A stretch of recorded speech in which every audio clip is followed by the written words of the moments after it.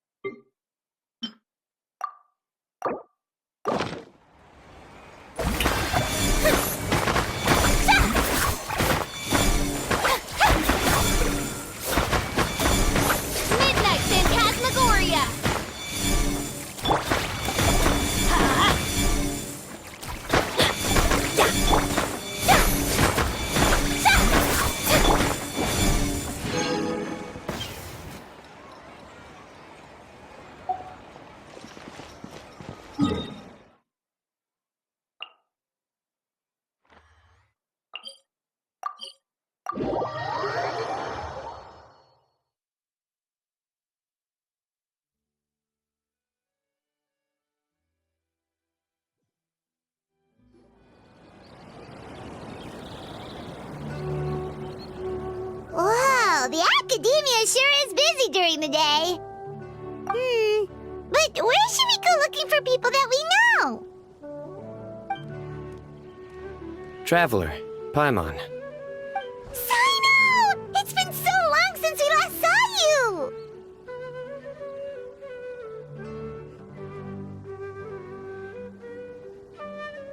Welcome back to Sumeru City. I'm delighted to meet you again. So, what brings you back here? Oh, nothing in particular. Paimon just saw a really big mushroom out on the road the other day and suddenly missed all our friends at Sumeru. Funnily enough, we were reminiscing about you recently too. It was at a group dinner. I look forward to hearing about your travels. Something tells me we must have a lot to catch up on. Really? You were thinking of us too? What a coincidence! Indeed. Or as I call it, the biryani factor.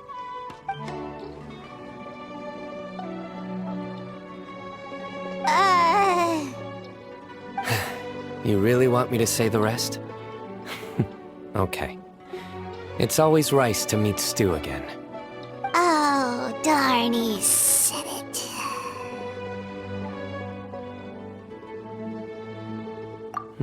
You like that one, huh? You must if you remember it after all this time. Admit the truth. You have long been in awe of my razor-sharp wit. All right. Here's your 500 Mora. You're exaggerating.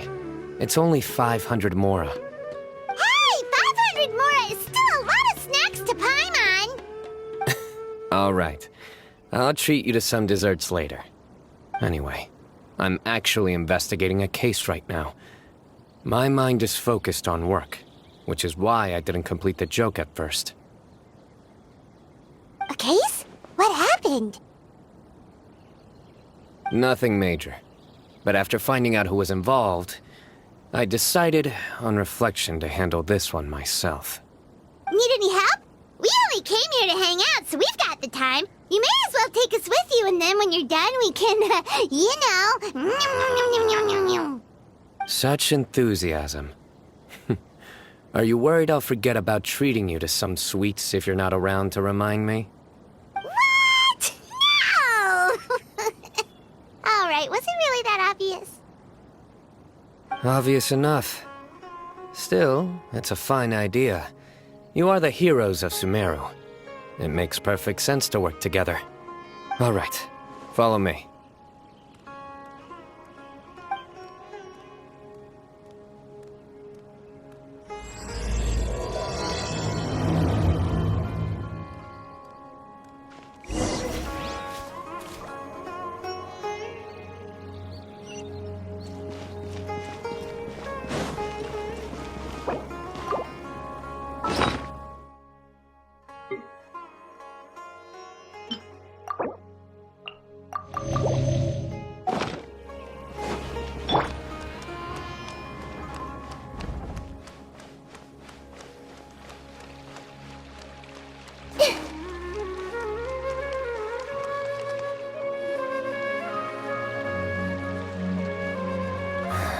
Do you see him?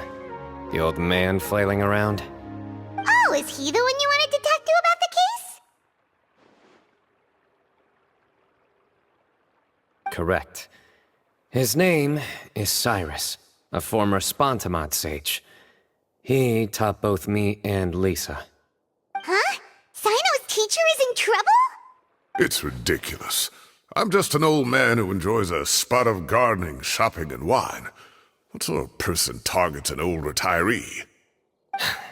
Professor, I've brought some friends.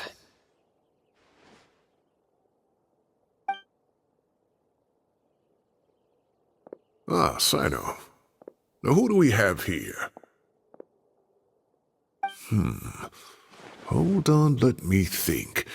A flying fairy dressed in white? A youth who does not seem to hail from this land? My goodness. You must be the legendary traveler in Paimon. I've heard all about what you've done for Sumeru. Wow, looks like we're really famous. I've told him about you before. You are my friends, after all. That's right. Let me summarize the situation. A couple of days ago, Professor Cyrus suddenly received a threat letter. A threat letter? Exactly. Who sends a threat letter to an old man like me, for goodness sake? This is the letter in question. Cyrus, I have uncovered your secret. If you wish to prevent it from going public, leave 10 million mora at the back door of the cafe. Secondly, don't come looking for me. You'll never find me. But I will always be watching you and all of your secrets. Finally, if you dare to report this to the Matra, there will be consequences. Wow, they sure didn't mince their words. Clearly, this person must be desperate for Mora. 10 million more. What a joke. I'm just a single retiree with nothing to my name beyond the tomatoes in my garden. Where do people think I'm hiding 10 million more, huh? In my tomatoes? There were no witnesses, so currently the letter is all we've got. So, Traveler, Paimon, let's put our heads together. Paimon's ready too! All right, take a look. Do you see anything suspicious?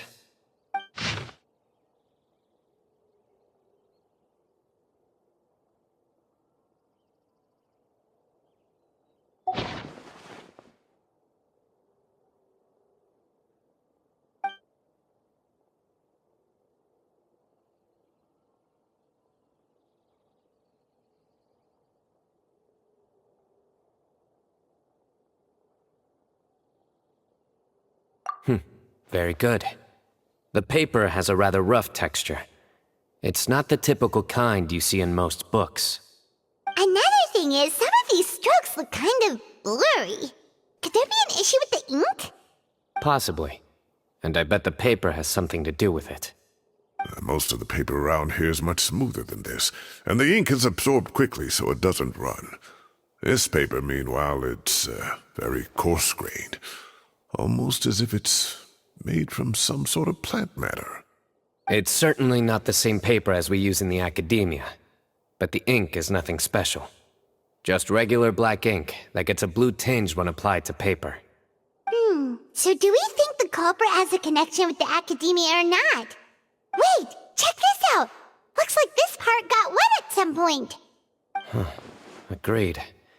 The staining suggests it was a colored liquid, not plain water. It also looks like it was wiped off with a damp cloth. A colored liquid, so... tea? Wine? Looks like we're thinking along similar lines. Let's go talk to Araf. There are some things I'll need him to take care of.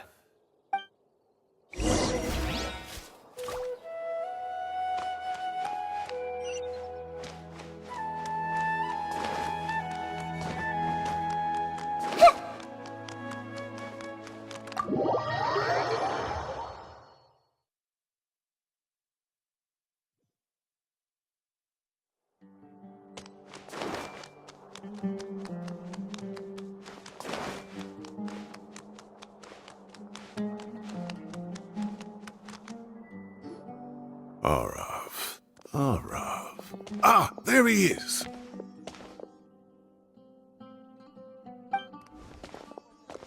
Mahamatra Cyno. Sir Cyrus. Ah, and the Traveler and Paimon. It's been a while.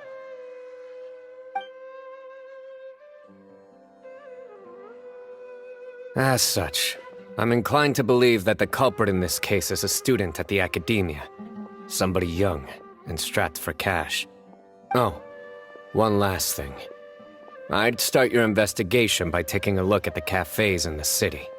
Oh, of course! You think the culprit spilled their coffee on the ladder, huh? They do look like coffee stains to me.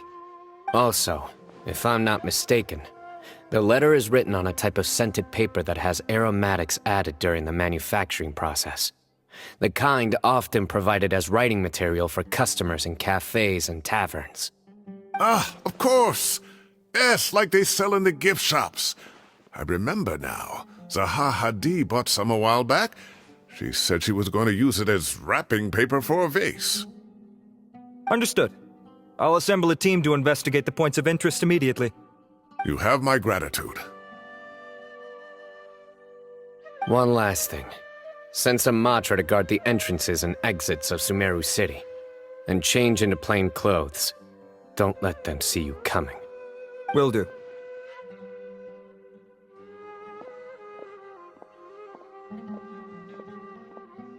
Great thinking, Cyno. So, where do we think the culprit's at right now? Yeah, they've probably been lying low at home waiting to see how Cyrus reacts. You're right, Paimon. Really? Which part? The culprit's approach. Whatever happens, they need this Mora. But just because they warned Professor Cyrus not to go to the Matra, doesn't mean they know what he'll do next. So, like you said, they need to wait and see. And crucially, the culprit said they'd be watching the Professor's every move. Huh? Wait, are you saying...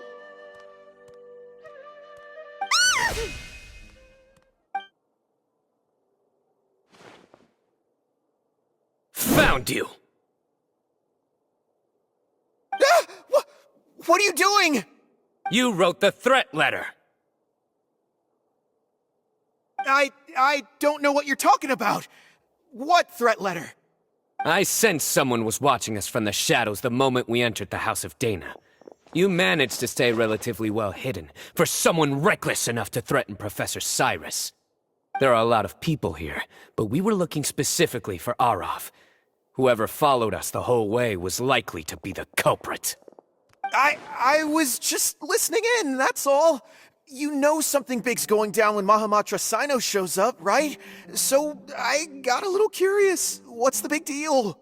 You smiled when Arav left. I saw it as clear as day. Is smiling a crime now? There are coffee stains on the letter. You mixed some coffee with water, gently smeared it onto the paper, then wiped it off with a wet cloth. All to create the impression that the letter was written at a cafe. Closing off the exits to the city doesn't affect you, because you already live here. And as long as the Matra were focused on the cafes, you would be free from scrutiny. The cafe was a red herring all along. You had to be somewhere where you could monitor the Professor's movements. You can't pin this on me! I haven't done anything! Really? Then why are you shaking like a leaf? The innocent have no reason to fear the Matra. But you... your heart's racing, and your eyelids are twitching. You're a terrible liar. I would never... Don't try anything or you'll pay the price. Now come with me.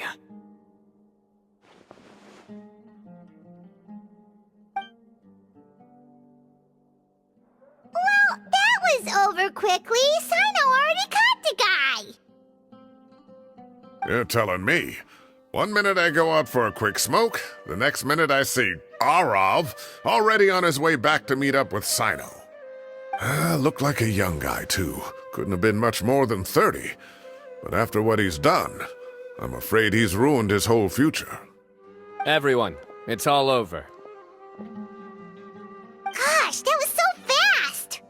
The culprit's name is Uraka, a 16-year-old student in the Rataoist Darshan. Huh? 16? Cyrus thought he looked 30-something! We checked his records. He's 16, a third-year student. But he looks so old. Yeah, seriously! Foolish child. He's too young for the criminal life. What the devil drove him down this path? We questioned the culprit regarding his motives. Oh, just spit it out. Nothing can surprise me at this point. Very well. It's our understanding that Uraka is a mediocre student who has been underperforming in his classes. He started taking extra tutoring to improve his grades, but developed a gambling habit around the same time and lost a lot of mora. Down on his luck, he went to the tavern for a drink and overheard some people chatting about Sir Cyrus's comfortable retirement. They mentioned that he's always arguing about his tomato plants with some old woman on the street. Some old woman on the street? Goodness gracious. Has that rascal attended a single one of his classes? That old woman is Kasharwar's very own professor, Zaha Hadi. How can he not know who Zaha Hadi is? Is this going somewhere?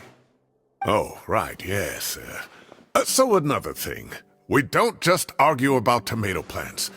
And what are they trying to insinuate by comfortable retirement? A man grows a few vegetables and suddenly he's living a life of luxury?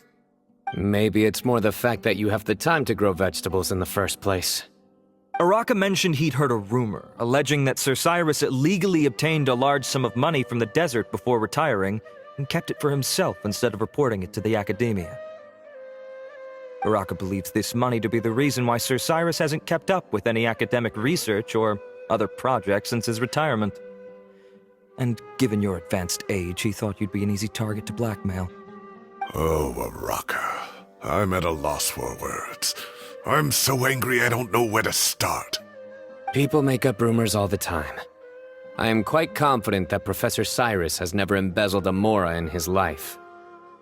Arav, you'll have to find some excuse to interrogate Uraka again later.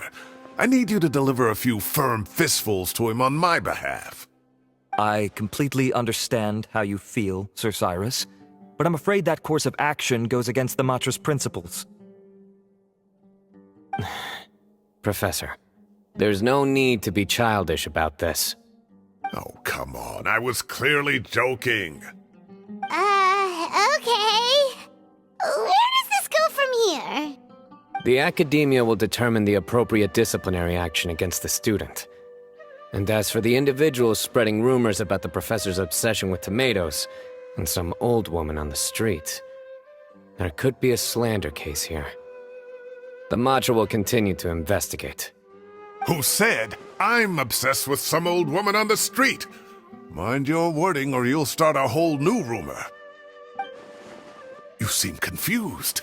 Oh, don't you understand? Uraka is just a young boy who made a very rash and very stupid decision based on some groundless rumor he heard.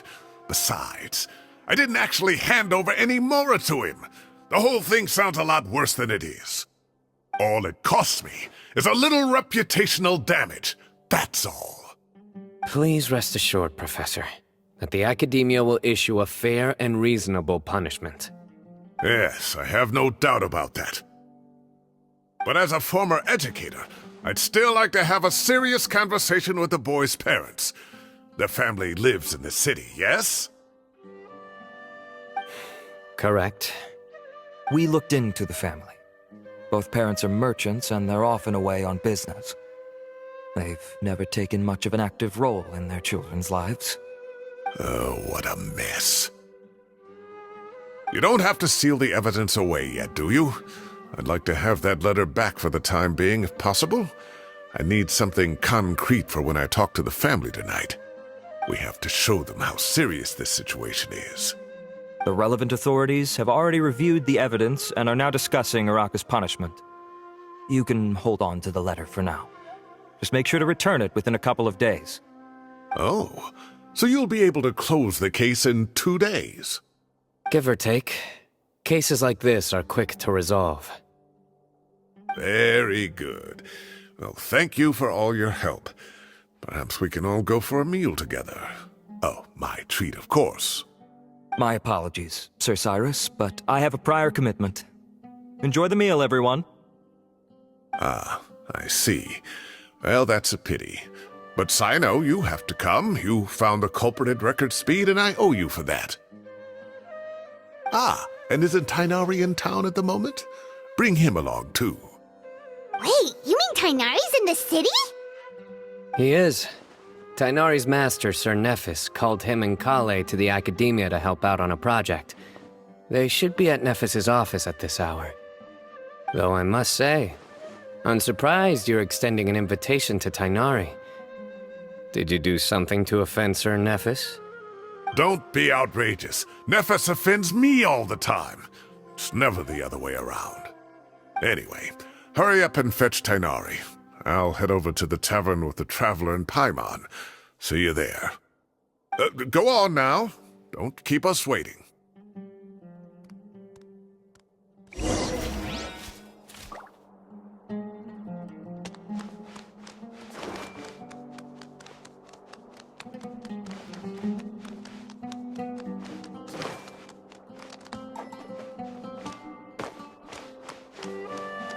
Show me your credentials before buying a drink.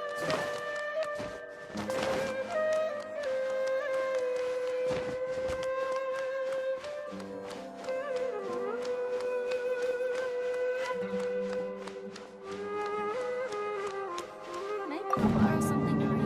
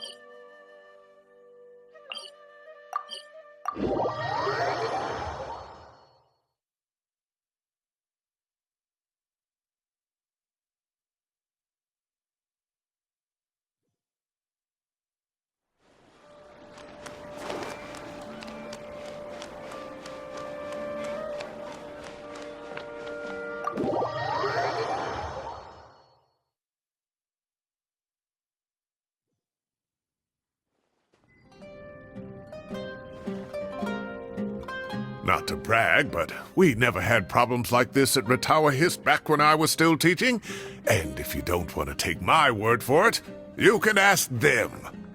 They were students at the time. They'll tell you what it was like, won't they? I was out in the forest at least 4 days a week back then, thanks to a colossal workload from Master. It wrought havoc on my poor tail, so I didn't exactly keep up to date with what was going on at the Academia. Most of what I know, I heard from Cyno after the fact. Professor's become a lot more laid back in his retirement. He used to be far stricter, and was especially known for being extremely principled. Wow. It's hard enough to stay true to your principles as a normal person. I can't imagine doing that as a sage. It's a pity Kale wasn't around at the time. I would have happily taken her on as a student. And then we'd have one more person who has to address Lisa as upper-class woman. Really? Can't you just call her Lisa? She seems to prefer it when people treat her like an older sister. Oh, believe me, back when she was a student, nothing made her happier than the younger students acknowledging her seniority. Whoa, more food? Are you sure about this? We don't want to take advantage. Oh, don't worry about it. Order whatever you like. And if it's not enough, order some more. After all your help today, treating you to dinner is the least I can do. I thought I heard some familiar voices. And Sir Cyrus is here as well. Oh, Kave, it's been a while. Zahahadi was talking about you last month. How have you been? I've been all right, thank you. You're looking very well, sir. I'm glad to see it. Have you eaten yet? Care to join us? That's awfully kind of you, but I had a late lunch, so I'm not really hungry just yet. I'll have dinner a little bit later tonight. I just came to Lombard's to buy some wine, and when I heard some voices I recognized, I thought I'd come and say hello. So what's the occasion, anyway? Some sort of celebration? Consolation, more like. You wouldn't believe the day I've had.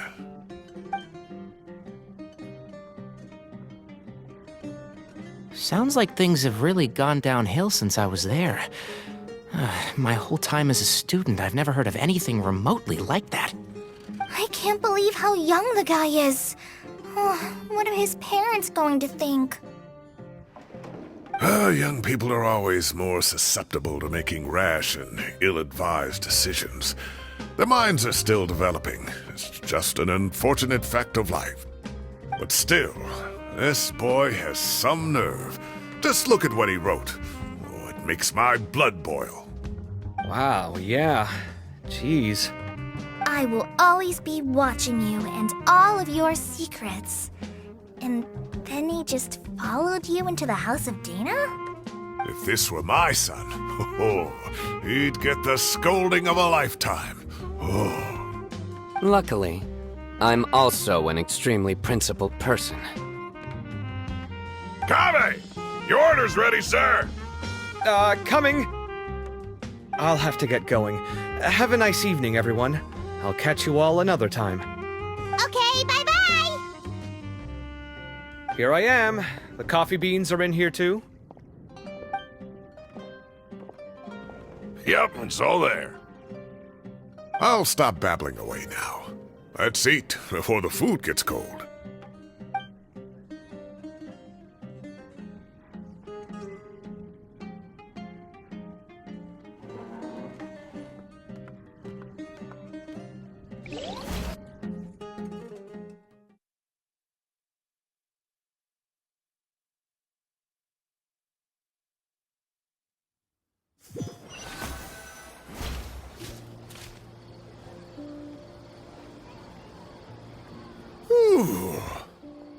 Oh, too tasty. Paimon's belly is about to explode. Oh, mine too. I'll have to walk home to burn some of it off. Thanks for dinner, Sir Cyrus. Master Tainari and I will bring you some homemade herbal tea next time. It'll do wonders for your sleep. Well, I look forward to that. In fact, could I trouble you to bring a little extra for the other old folks on my street? I'll be the envy of the neighborhood. No problem at all. I'll pack some up and bring it over.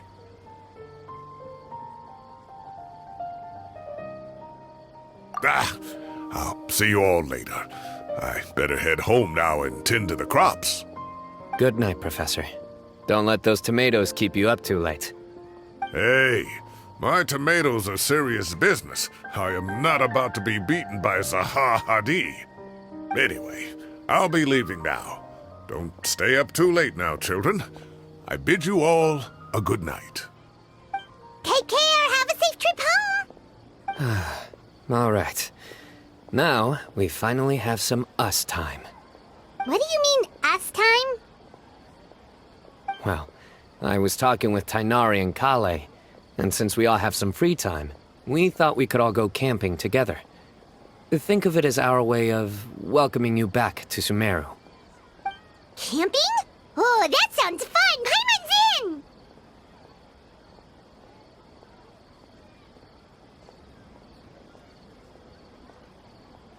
Right? It's been so long since we did something fun together. I can't wait. Everyone, let's meet tomorrow afternoon at the riverbank to the southeast of Gandharvaville. No need to bring anything. We've already packed everything for the trip. Just bring your delightful selves and prepare to have some fun. You got it! We'll be there! Great. Then we'll see you tomorrow.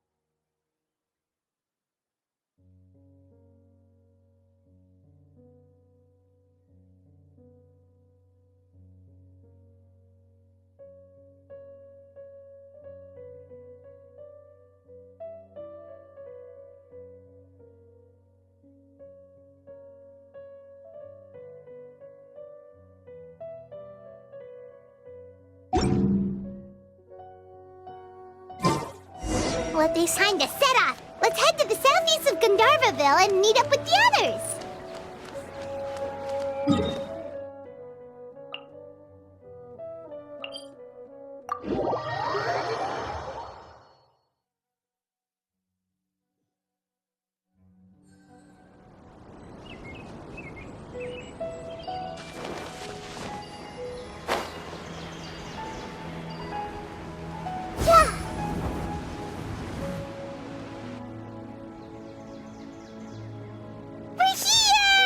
Wow, you guys are ahead of the game. You set up the tents already.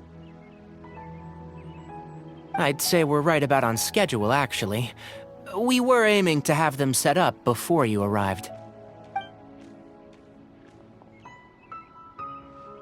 Traveler, Paimon, let's go fishing together. Whatever we catch, we can grill for dinner tonight. You got it. Dinner's on us tonight.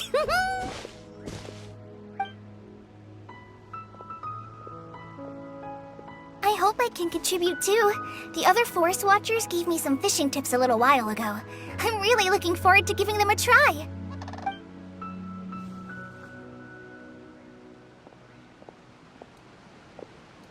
I saw some very appetizing mushrooms in the area, so I gathered a few for us. I'll leave them here along with some fresh fruit. Wow, camping with a Forest Watcher is the way to go. They think of everything. And even if they don't, they can improvise. This is true. I don't think I've ever had a single rough day in this forest. So, how has everything been going for you? Well, there's been some high points and low points, but we've had some unforgettable experiences along the way. I see. Oh, in that case, you should try a valberry. I bought some from the market this morning. A valuable suggestion. Just don't bury your feelings using food. All I wanted was to recommend something bittersweet. Oh, I have a sudden craving for fruit tea. I'm gonna go fetch some stuff. Bye!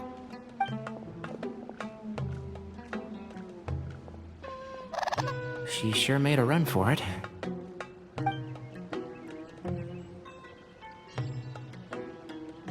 Unbelievable. She made a run for it. So Kale chose the path of tactical retreat. Could it be she foresaw what shall soon come to pass?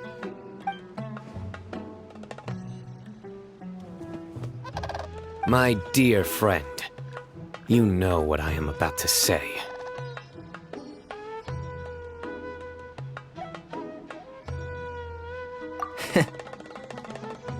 Excellent!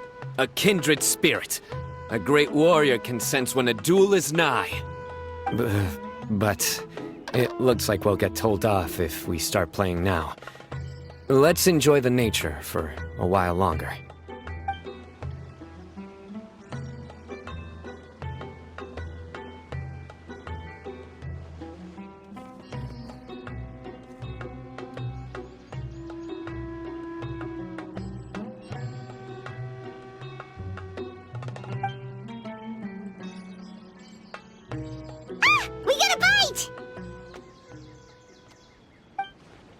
I'll reel it in.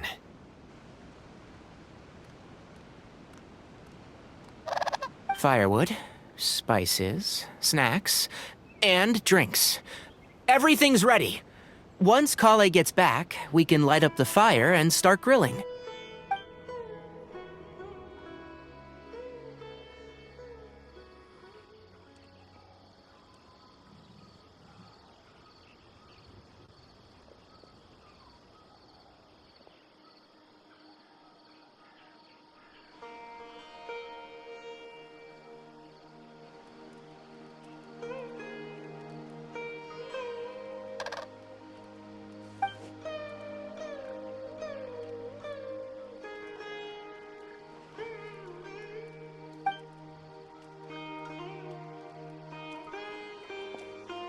There are 3 tents. Which one do you two want to take? How about the one on the left? Well, Paimon just thinks the ambiance here is a little better.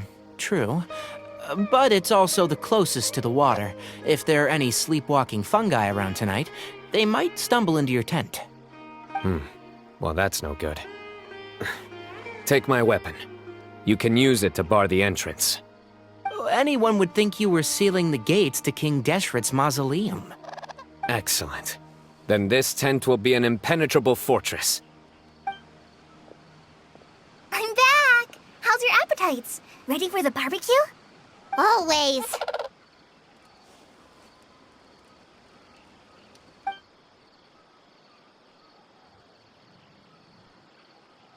Oh, it smells so good. Paimon's drooling. Someone sure is desperate to eat. I think it's time to add the seasoning. How do you like your skewers? Well done? Medium? Rare? Wait, what? Isn't that just for steaks? Hey, if it works for steak, maybe it works for other things too. Medium well for me. Okay, these are about ready now then. It'll be a few more minutes for anyone who wants theirs well done.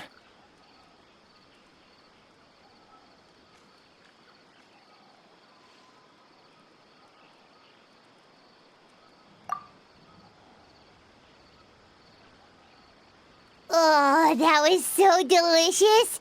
If Paimon's stomach had space, she'd eat 3 more skewers. I ate a lot too. Here comes the food coma. If you're tired, then go rest. You must be getting sleepy too, Paimon. Why don't you guys head to your tents? Cyno and I will clean up. Tonight I show you mercy. Our sacred duel will take place another day. Good night.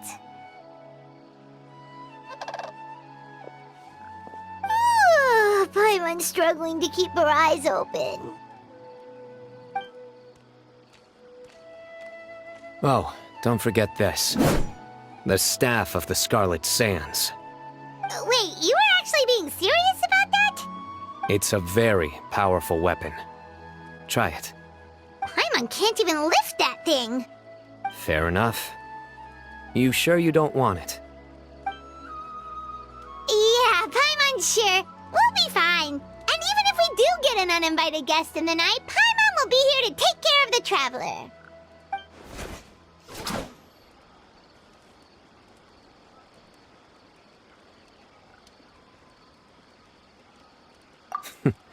That reminds me of a parting king of invocations. I'll tell you about it tomorrow. But right now, it's time to rest. Sleep well and sweet dreams.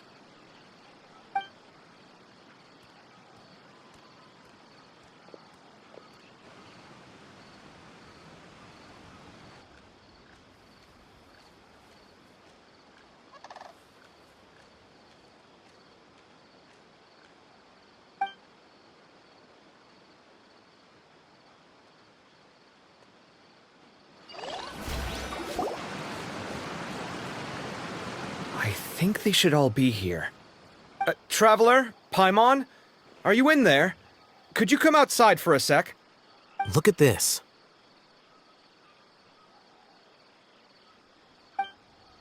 What the? What's this sword doing here? Is it supposed to keep out intruders? Evidently. Huh? Who is it? Oh, what time do you call this?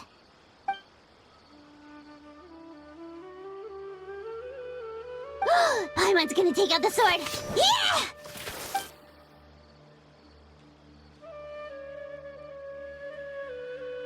Oh, hey them, Kave! What are you doing here? It's the middle of the night!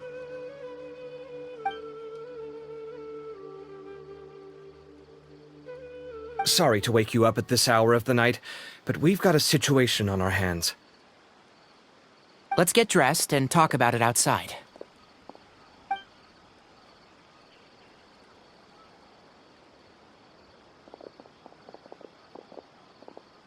Something has come up, and since it pertains to Cyrus and Cyno, I deemed it essential to inform you all. Whoa, back up. Let's start from the beginning.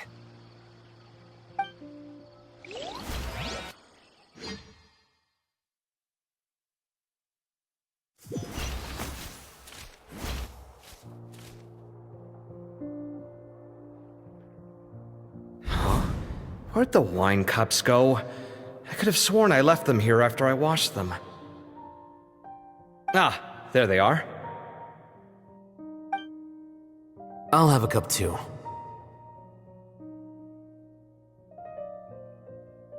Can you see if the cookies are still on the table?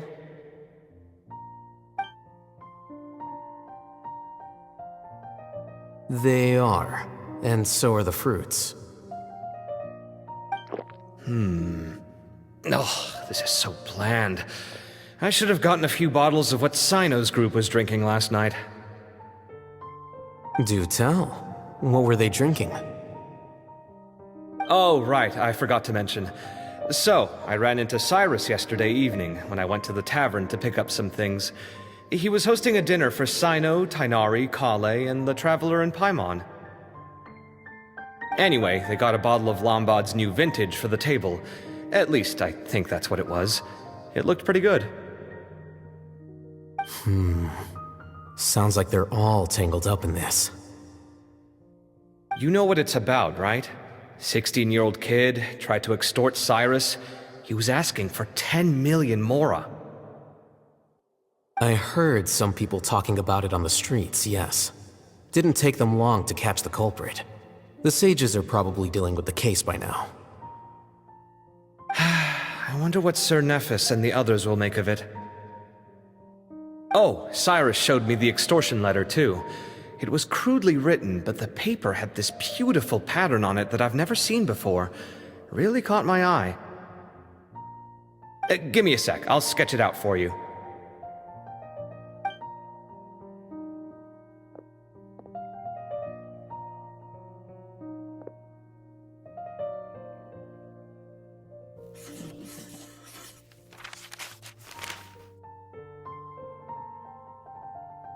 Okay, done. Take a look. You see what I mean? I don't think I've ever seen writing paper like this around before. God knows where the culprit got it from. Interesting. These are all motifs associated with the tribes of the desert. What? Really? Take this, for instance. Looks like an outline of a spire, similar to the kind found on some ancient palaces. And the crisscrossing and mirroring here, I recognize that too. It bears a striking resemblance to an ancient emblem, one that hasn't been used in a very long time. Whose emblem is it? It's the emblem of the Temple of Silence.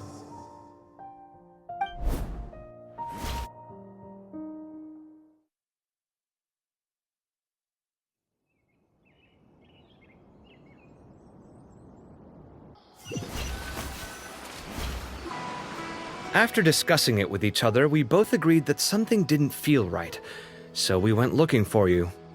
This was a long way to come from the city. Alhaitham figured you were probably with Tighnari, so Gandharvaville was our first stop. But the Forest Watchers told us that you'd gone camping. Then, just as we were heading off to the campsite, we ran into Cyno. He said he was on a supply run. We exchanged a few words, and then he ran off. Hold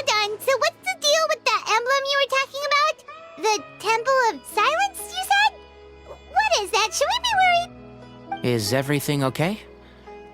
Give me a second. Let me get Kale.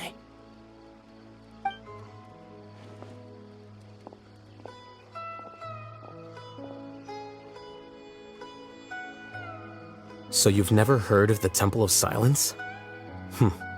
Well, to put it simply, it's an organization that has existed in Sumeru for over 1,000 years. These days, you can find a Temple of Silence office in the academia. Theoretically, it's responsible for the custody and disposal of information and documents not fit for public dissemination. At least, that's what they tell the outside world. In truth, it's essentially a vestigial institution nowadays. There's an office with their name on it, but it's functionally obsolete. Historically speaking, the original Temple of Silence is said to have been established by Hermanubis, one of the 7 pillars of King Deshret and the greatest of all sages. Most of the organization's members hailed from the desert.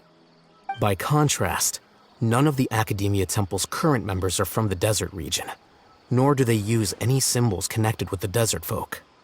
So the Temple of Silence at the Academia is just a fake? Wow. It's possible. The real question is, why? My guess is they're covering something up. So, how do you know all this? Sounds like some pretty top secret stuff. Did you forget? He did a stint as acting Grand Sage, and kept the pay raise even after he resigned. Oh, yeah! Paimon did totally forget about that. So you took the chance to read all the top secret documents while you were acting Grand Sage, huh? If you're asking me whether I familiarized myself with the documentation in my office, I would respond that that's a perfectly normal part of any job. So much about this doesn't make sense. Why did the emblem of the Temple of Silence appear on a threat letter from an Academia student to Cyrus? The student's only 16, and doesn't have any family ties to the desert. So where could he have seen that emblem, or gotten the paper? You said you ran into Cyno, yes? Did you tell him what you've just told us? Yep. He ran off as soon as he heard what we said. Given that Cyrus is involved, he's probably halfway through solving the case by now. Still, we should try to catch up with him. At this hour of the night, Cyno will probably go looking for Cyrus at his current residence. If the Academia's Temple of Silence really does exist just to cover up the truth, the sudden appearance of this emblem can't be good, and sure to stir up trouble. We should pay a visit to the Academia. Yes. As the Sage of Amorta, my master ought to know the truth about their office. You can ask him to tell you what he knows. The more information we have, the better prepared we'll be for whatever happens there. If this situation is connected to the real Temple of Silence, the emblem has to be part of a bigger conspiracy. Kale, could I trouble you to send a message to the Core of 30? Tell them to keep an eye out for Cyno and Cyrus. Traveler, Paimon, you two come with me. We'll go after Cyno. Sounds like a plan. Let's go. Cyrus has been living in the city lately. He rented a place near the field so he can keep an eye on his tomato plants. Then let's go look for him there.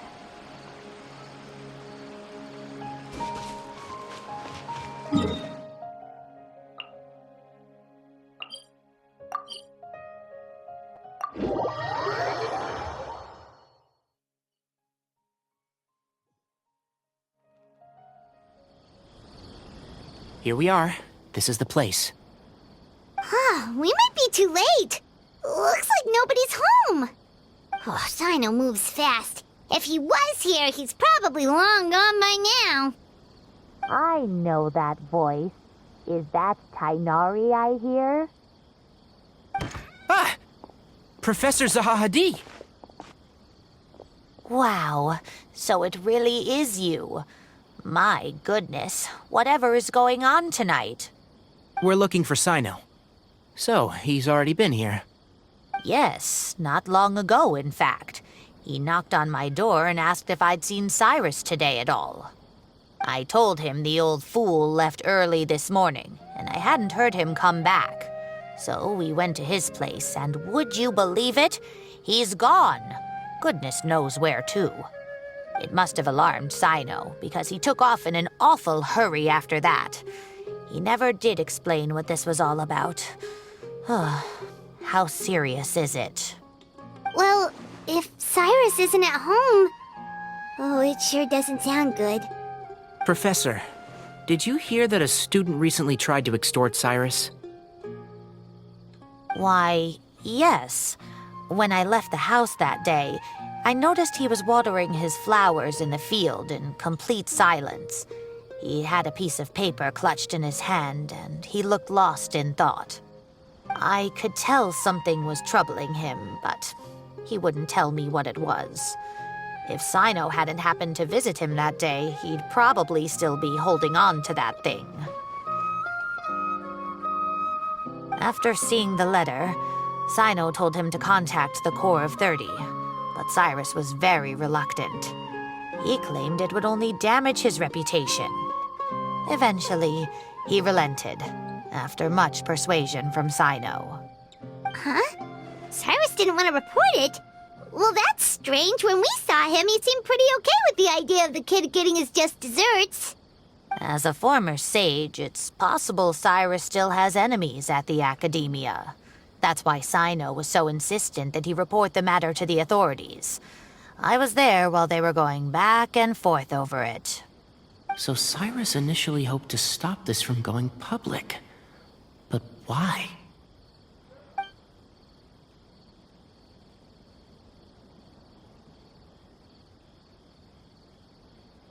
Oh, dear. What on earth has that old fool gotten himself wrapped up in? Oh, I do hope he's not in danger. Oh, I almost forgot. Cyno left me this letter to pass on to you. He wrote it when he came by earlier. He realized you might come looking for him. Thank you. What does it say? Let Paimon take a look.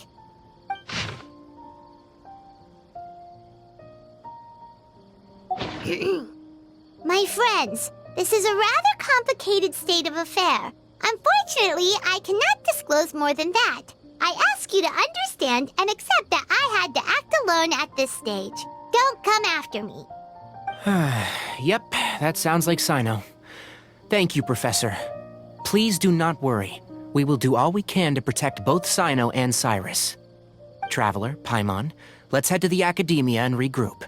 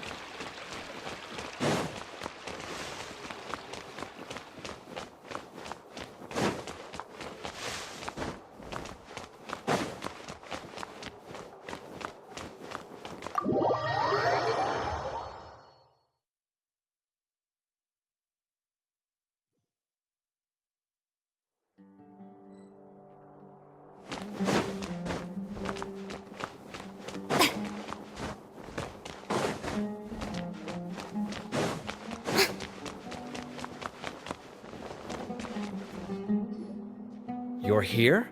I thought you were going after... Ah, I guess you lost their trail. We went to Cyrus's house. No one was there.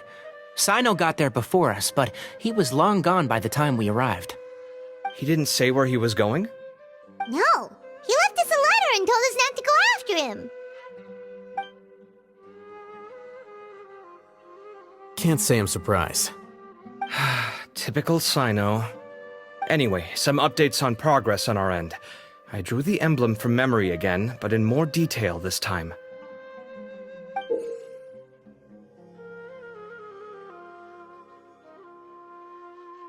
I checked some ancient texts for a similar design. The one I found was a little blurry, but the similarities in the general form and certain details were clear enough to confirm a match. Yeah, and we're lucky we found anything at all. It turns out the emblem was all but lost to history. We scoured the entire Academia collection, and that book was the only one with a record of the motif. Meanwhile, Arav managed to get Uraka to disclose his source. The one who told him about Cyrus's embezzled funds was a young man from the desert.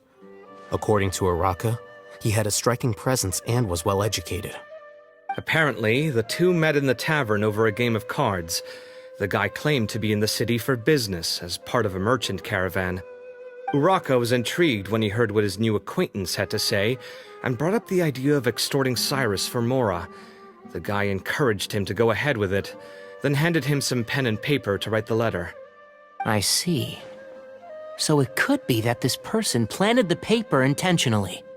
So, how do we find this guy? Did Uraka say where he is? He doesn't know. He claims not to have seen him since that day in the tavern. The man gave him some tips on how to carry out the extortion, but from then on, Uraka was acting alone. Nephis and Arav have gone to meet the Core of 30 and review the city's entry and exit records. Also, Nephis admitted that the Temple of Silence in the Academia is just a facade.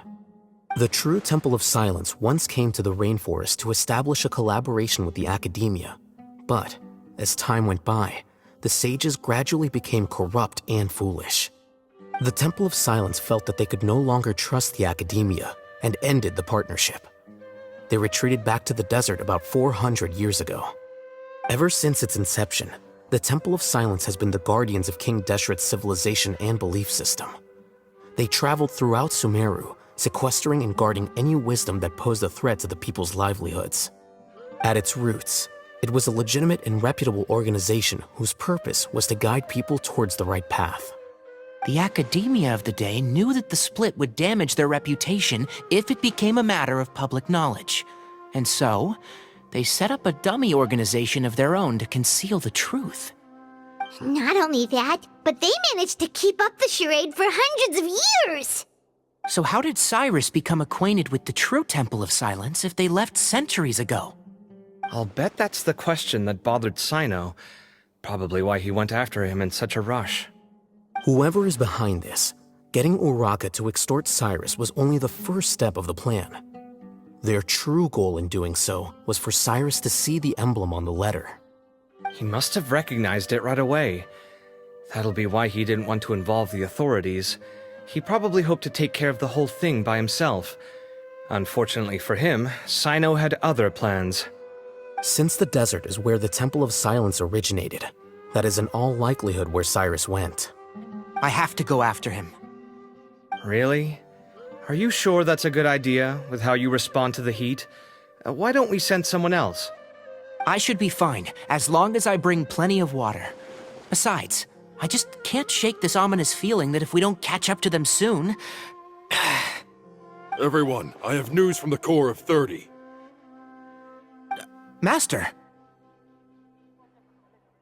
Oh, so that's Nafis, Tainari's master? Oh, we're finally getting to meet him in person! It's a pleasure to meet you, Traveler in Paimon. Several independent eyewitnesses have reported seeing Cyrus and Mahamatra Cyno leaving the city at different times. Both were heading in the direction of Caravan Ribat. I was going to suggest that you join forces with the Core of 30 in this case. However, as I'm sure you've already heard from Al-Haytham and Kaveh, the Temple of Silence is involved. The Academia has made a number of decisions throughout history that I am ashamed to talk about. It may well be that no better choice was available to them, but those actions are nonetheless a stain on our legacy. I won't attempt to make you understand the Academia's perspective. Now is the time for action. I understand where you're coming from, Master. But I'm afraid the situation might be more complicated than we thought. I think we need to keep a low profile, or risk making things worse. Good point. If Cyrus is involved with the other side, or worse, if he's fallen into their hands, and...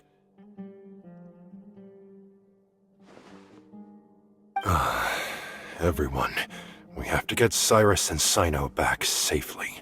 We cannot afford to lose them. Whatever you need, we got you covered.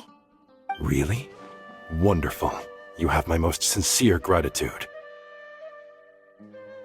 Arav and I will continue to follow up on the lead from Uraka. Kaveh, Scribe Al-Haytham, I'd like to ask you to cover the duties of the House of Dana. Tighnari, you are planning to go into the desert, correct? I am. Kaveh, I'll be okay. You stay behind to help Master and Al-Haytham. Well, if you're sure. Okay. But be careful. Thank you all. Arav, let's go! You'd better get moving. Don't forget to ask for help when you need it. Will do. Let's go, Tighnari. Hopefully we can catch up with Cyno before it's too late. Knowing him, he's probably covered a fair distance already, but we still have a shot. Let's take it.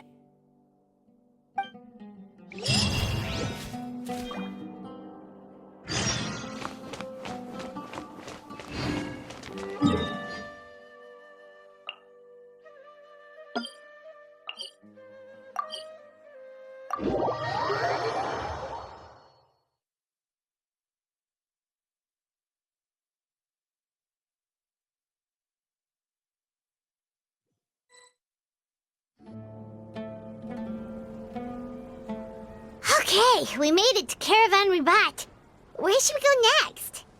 Maybe we should ask the nearby guards if they've seen anything. Hold on. Look over there. Is that Dia? You sure you want to brave the desert alone? I mean, it's your choice at the end of the day, but still. It's not my first time. I'll be fine. Cyno. If you're really going to go through with this, then at least take our advice. When you're packing for your trip, budget for 5 days more than you plan to spend out there. Makes sense. Okay, I'll go get ready. Thought we might find you here. You're trying to retrace Cyrus's steps, aren't you? Didn't I tell you not to come after me? I thought I had a good lead on you. Well, sorry, but we never agreed to that. Why would you go off on your own like this? Nothing personal. It's just a complex situation. And I'd rather not involve anyone else if I can help it. Takes a special kind of person to get Cyno chasing them all the way out to Caravan Ribat. But why so coy today, huh? You only gave us his age and description. Why can't you reveal his name? Is he Sumeru's most wanted or something? Oh, also, hey guys, it's been a while. Dia and Candace! So nice to see you. Actually, seeing all of our friends is the whole reason we're here. You're looking well. Glad to see it. Candace and I came to Caravan Ribat on business. We ran into Cyno as he was asking about some elderly gentleman's whereabouts. Some people say they saw him. Guess he stood out as an older guy heading into the desert alone with just a sumpter beast in tow and very few supplies. That's gotta be one heck of a story there. Cyno, it's okay if you can't tell us anything about the case, but let us know how we can support you. We're here to help however you need. The more people we have working on this, the quicker we'll be able to find the person you seek. No, it's not that simple. If I'm right, he'll be doing everything he can to avoid us. We spoke with Zaha Hadid. From what she said, it's pretty clear that he wants to try and solve this on his own. It won't be easy trying to find him in the desert when he's deliberately trying to cover his tracks. Sounds like this is far more complex than we imagined. Still, if he started from Caravan Ribat, the chances are that his route took him past our village. You may as well ask if anyone there has seen him. My thanks to you both. Once this is resolved, I will find a way to repay you. Come on. No need to get all serious. Just buy a round of drinks next time we're all in the city or something. That's a deal. All right, so, you all set? Yes, we'll handle it from here. Thank you again for your help. I don't take it for granted. All right, then we'll leave you to it. Just remember, if you change your mind and need some reinforcements, we'll be here. And don't think you'd be imposing. You can depend on us. Don't worry, we'll keep him out of trouble.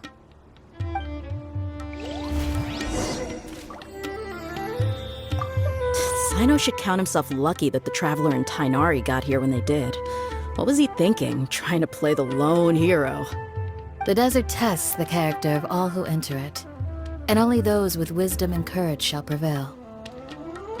But take heart. With his companions by his side, no harm will come to Cyno.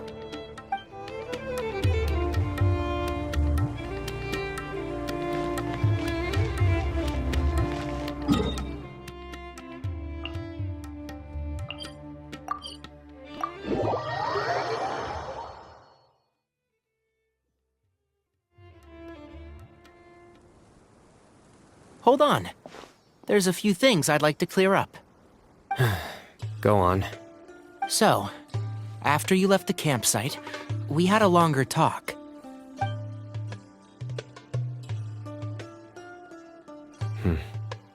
Clearly, we've only scratched the surface of the Temple of Silence question. It doesn't surprise me at all that the one in the Academia is a fake. Do you have any connection with the Temple of Silence? I do. I trust you're all aware of the spirit that gives me my power. Hermanubis, the original founder of the Temple of Silence. Due to my unique constitution, I was put through a number of trials in the desert when I was younger. Later, I met the professor, and he brought me to Sumeru City. But my memory of that time is hazy. I can't recall much. It's a good thing that Kaveh noticed the emblem on the letter. Without that, I don't know if we would have connected the dots and realized there was more to this case than mere extortion. I did not recognize that symbol at all. Whether that's because I've never seen it, or because my memory fails me, it's hard to say. Yeah, you're right. Thank goodness for Kaveh, and for Alhaitham's diligence during his time as acting Grand Sage. But Cyrus must have recognized it right away, right? Otherwise, he wouldn't have had any qualms about you reporting it. Oh, maybe his connection to the Temple of Silence goes even deeper than yours. I suspect so too. Professor has never once mentioned the Temple of Silence in conversation. And whenever the conversation turns to Hermanubis and the concept of spirit indwelling, he avoids going into any depth. Well, speaking of avoiding things, you do realize, don't you, now that we've caught up with you, you're stuck with us for the rest of the way. I am aware. And I have accepted it. Or rather, I don't see how I could manage to ditch you en route, so I might as well accept that you're coming with me. That's right. Fact is, we're coming with you whether you like it or not, so the best option now is to try to look out for each other. Ha! Fair enough. Then at least let me buy you a drink once we're back in the city. Works for me. All right, off we go. Let's start by seeing what the guards here can tell us.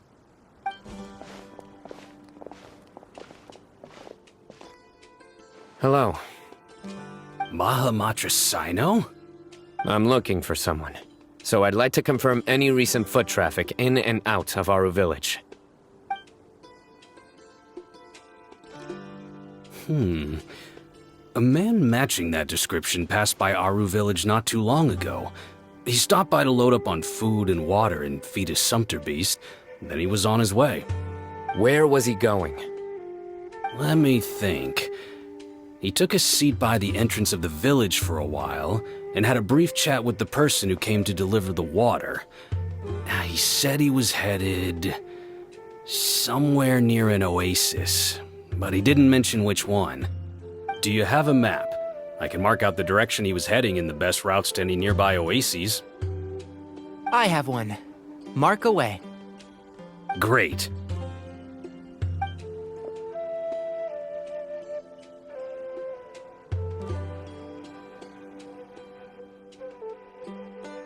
There you go. Thank you so much. You were a great help. You've got a really good memory. Ah, you're quite welcome. Just doing my job. Best of luck. I hope you find him soon.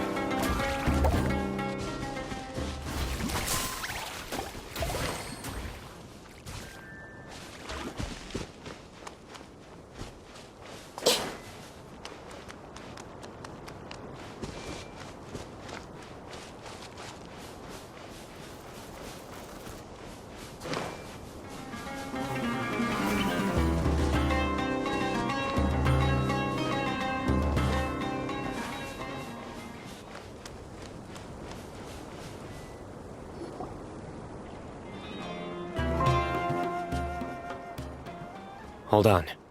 I see some people over there. Do you think it's safe to ask them what they know? Should be. I'll go... No. I'll do it.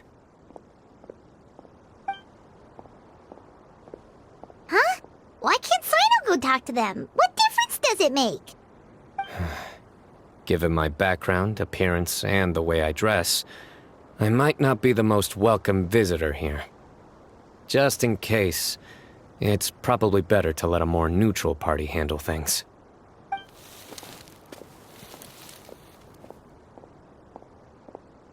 Ah, hello there. I hope I'm not interrupting. My friend and I are looking for an elderly man who's gone missing around these parts. Any chance I could ask you a couple of questions? Oh, a missing person, huh? Sure. What do you want to know? I'm just wondering if you've seen him. Let me give you the details.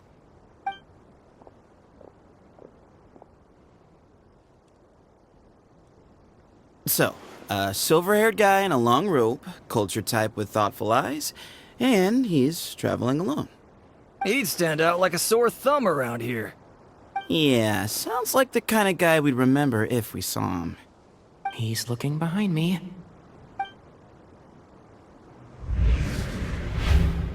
Uh-oh. That guy's looking our way. Your friend over there stands out a lot, too.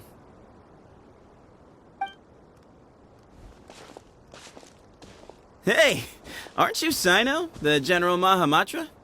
Yes, that's me. You don't seem surprised that I recognized you.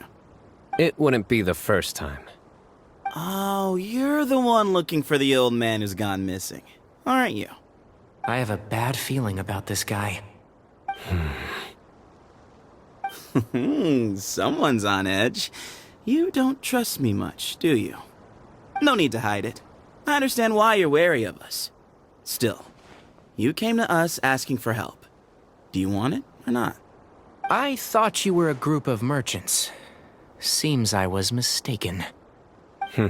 Your henchmen don't look like much, but something tells me they put up a better fight than most mercenaries. Hey, hear that, guys? You're my henchmen now. Suits me, as long as I get paid for it. Just cut to the chase already. I'm running out of patience. All right. Come with me. All of you.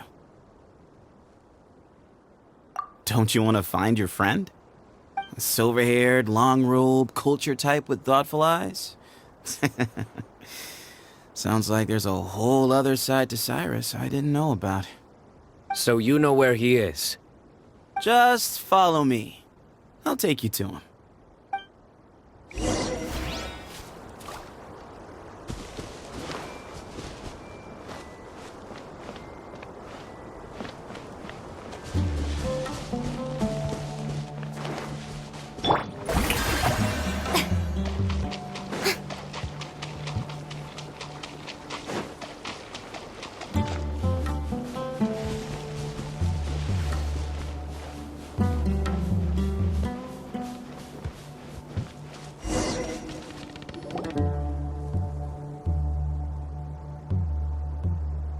And here.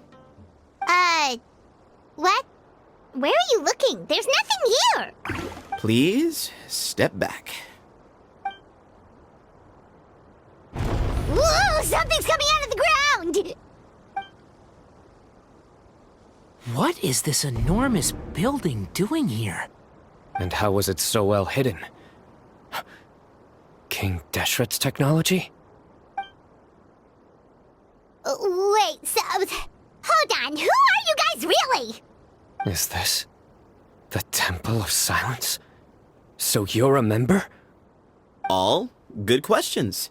There'll be plenty of time to address them later.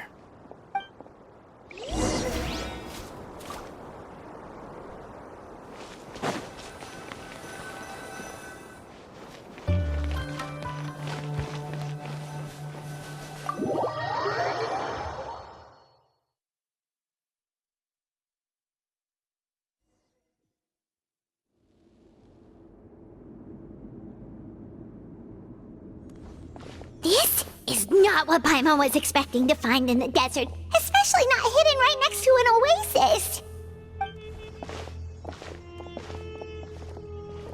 Ooh, Paimon's scared. They must have kidnapped Cyrus. Do you think this is the guy Raka met in the tavern? What's wrong? Thinking about your professor? I just hope for your sake you haven't done anything you might regret. Me too. Hope I haven't done anything to incur your wrath.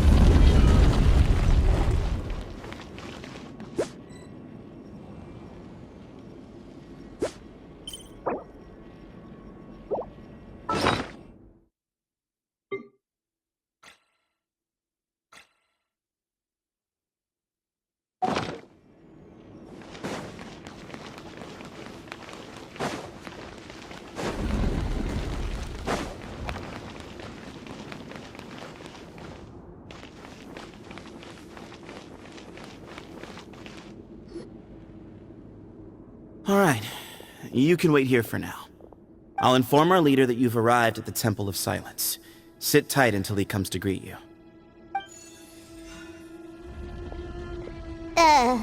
So he's just gonna leave us here unattended? Maybe we're not being kidnapped after all. They can't have been at the oasis by chance. They were waiting for us. Whoever the leader is here, they were obviously counting on us showing up. So this is the Temple of Silence. After leaving the rainforest, they hid themselves here? Hey, look! That guy's coming back. Don't worry. Someone will come and call for you soon. What's your name?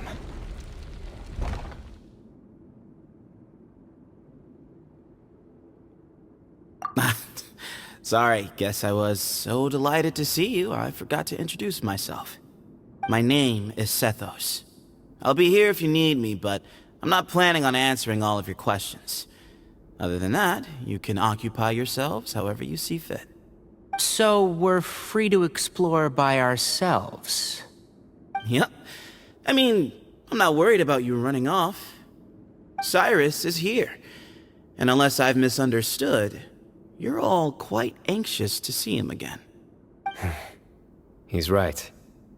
Well, if we've got some time, we might as well take a look around.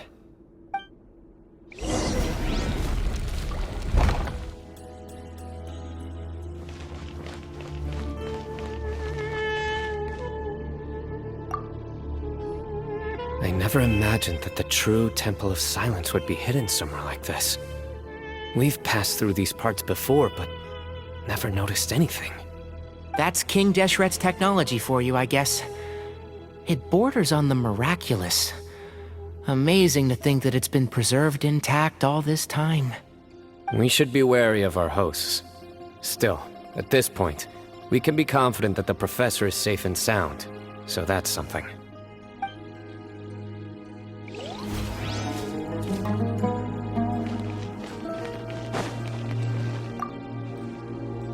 Hey, Sethos! Have you got some time to chat?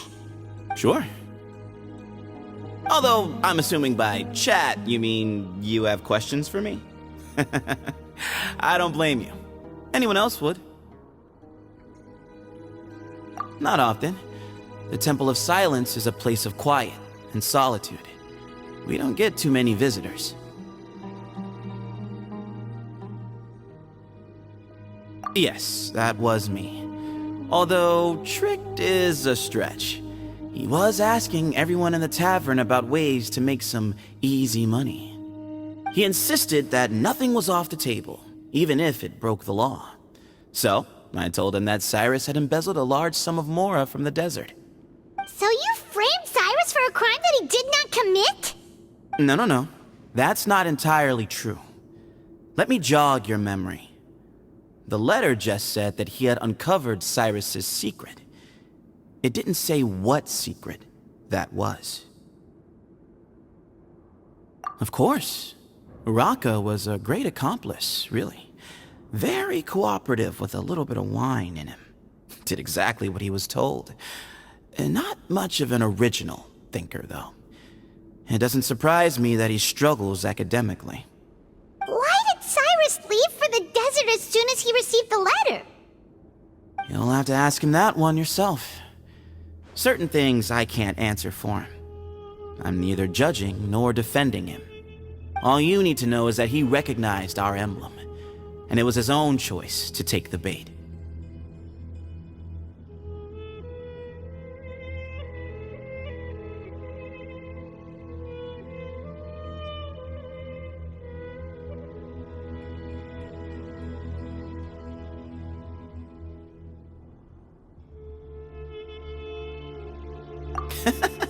What kind of question is that? He's the General Mahamatra. Everyone in Sumeru knows who he is. Right, but back at the Oasis, you can't have known who he was for sure, or you wouldn't have asked him. So, what we're really asking is, have you never seen him in person before? I've lived in the desert my whole life. Guess you could say I've never had the pleasure. Ugh, why does Paimon feel like this guy's not being straight with us? Come on, we've only just met. If I give you all the answers up front, you'll have nothing left to look forward to. Yes, that was me. Although, he insisted... So you No. That's not entirely... Of course. Why did Cyrus... You'll have to ask him that. All you need to know is that he recognized our emblem. Nope. Not... Really? I have no need to go there. Not when the taverns are full of the Urakas of this world. Besides, we're well aware of what goes on at that place. Spies? It's not as clandestine as that. The city gates are wide open. Anyone's free to walk in. You can find out all you need to know just by walking around town and hearing the word on the street. What kind of question is that? He's the General Mahamatra. Everyone in Sumeru knows who he is. Right, but back at the Oasis, you can't have known who he was for sure, or you wouldn't have asked him. So, what we're really asking is, have you never seen him in person before? I've lived in the desert my whole life. Guess you could say I've never had the pleasure. Ugh, why does Paimon feel like this guy's not being straight with us? Come on, we've only just met. If I give you all the answers up front. Mm-hmm.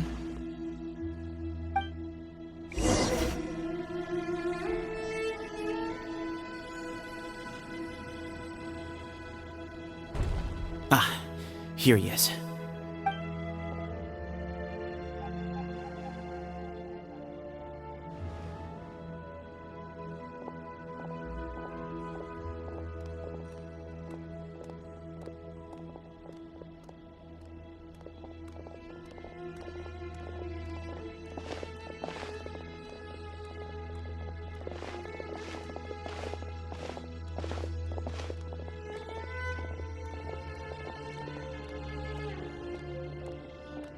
Grandfather, the person you wish to see is here. Well done, Sethos. Greetings, one and all. I am Ba Moon, the current leader of the Temple of Silence. I know why you are here, and I thank you for your patience. Bring him out.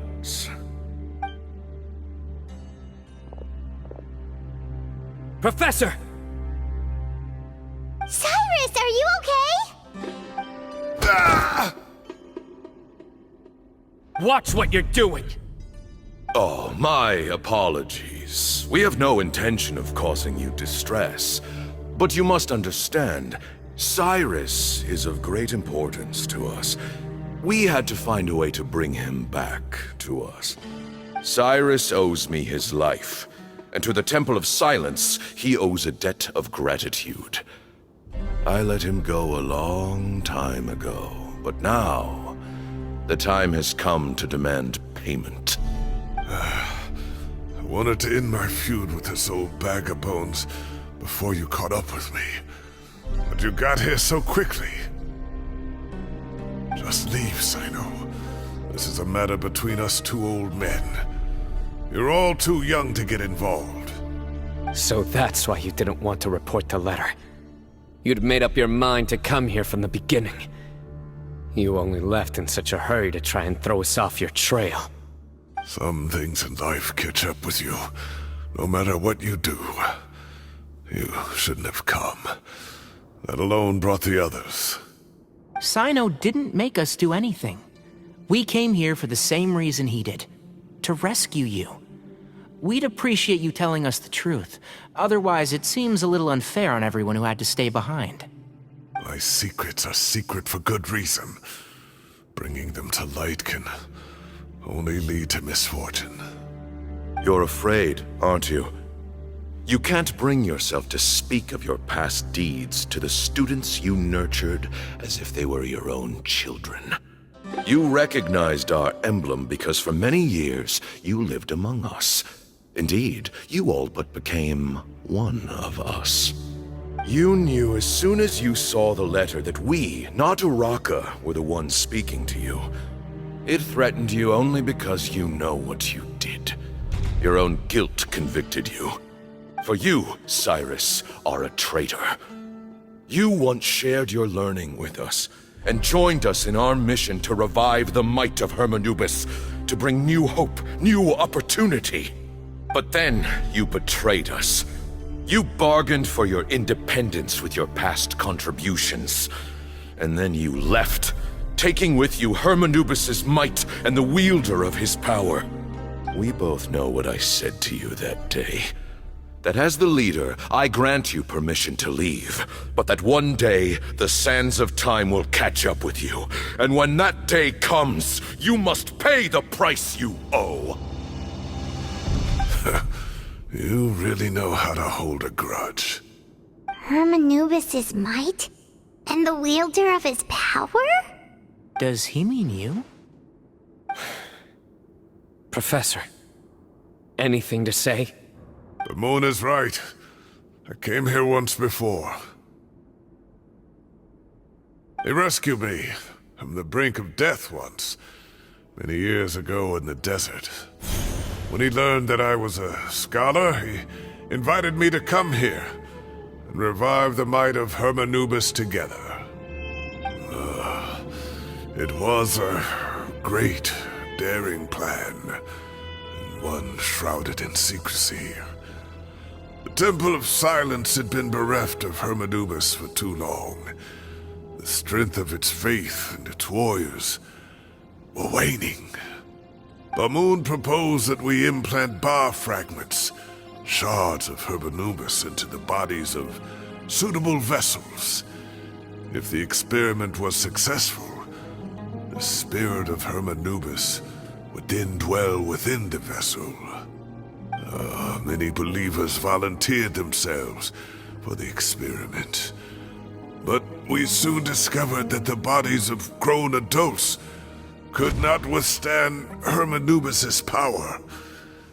In the end, Bamoon offered his own adoptive grandson. One other child was identified as a suitable vessel, and his parents agreed to release him into our custody in exchange for a small fortune. These two children were our only hope for hosting Hermanubis' power. For many years, the Temple of Silence had been in possession of 2 Ba fragments from Hermanubis. As remnants of his raw power, they were exceedingly rare treasures. The test subjects were sent into a room that had been prepared for the ceremony, and instructed to approach the Ba fragments, whose power had been amplified. If, after some time, this power did not repel them, this would mean that they were suitable vessels. The original plan was for a 3-stage experiment: resonance, implantation, and recovery and observation. The resonance stage went quite smoothly for both candidates. As the 2nd stage began, I realized a decision had to be made. Should we implant the fragments one at a time? This would allow us to monitor the results after the first round and adjust our plan accordingly. Or alternatively, we could implant each fragment in a different vessel at the same time and compare their effects. But as I was deliberating, both Ba fragments suddenly became active. They glowed with a light we had never seen before. I knew that if they were not implanted right away, they would disintegrate and be gone from the world for good. Our 2 vessels had both displayed great promise by successfully resonating with the fragments. Under the circumstances, the thought of implanting both fragments into the same vessel seemed out of the question. To preserve our faith and our power, we implanted each of them with a single fragment.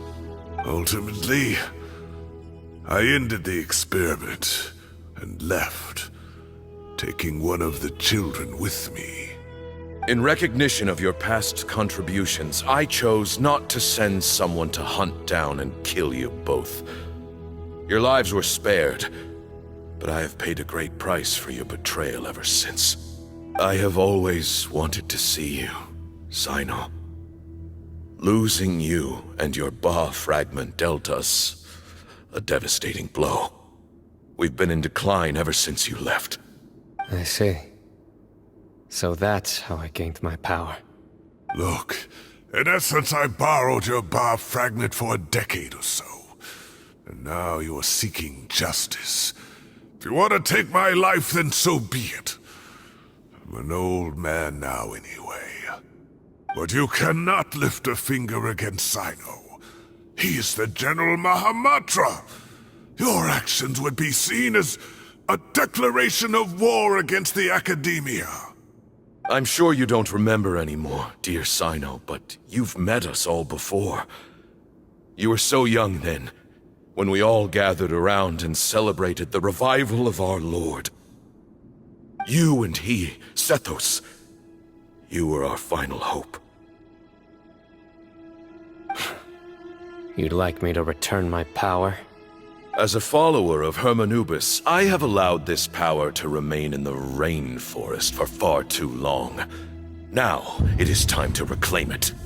That power is not yours to reclaim. Cyno was chosen by the gods. You cannot take what they have bestowed. You are wrong. Cyno was chosen, but he was not the only one. My child, Sethos, has the same gift as he. So those are your terms for freeing the professor? Despise me all you want. My sins are my own. The Temple of Silence is an innocent party. It is because of my foolishness all those years ago that the Temple's glory has waned. And now I must take responsibility for the decision I made back then. So what you're saying is, the power of one Ba fragment is not enough? You're asking me to return the one in my possession, so it can be implanted in him instead? Divine power causes great suffering to those who wield it. How do you know that Sethos would be able to withstand it? He is no longer a small child. But regardless, this burden is ours to bear, and your objections mean little given that you turned your back on us long ago.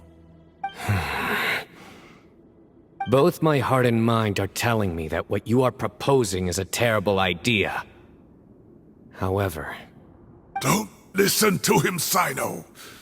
That power is no more yours to give than it is his to take. You have to understand. I know. But if this is a question of your freedom versus a fragment of power, then... there is nothing to debate. Sorry to interrupt, but in my view, there are a number of contentions here that still need addressing. Say that Cyno refuses to return his power, and you also refuse to release Cyrus. Then, we are at an impasse. I find it hard to believe that you went to all this effort without planning for that possibility. You're trying to gauge where we stand while keeping your remaining cards close to your chest.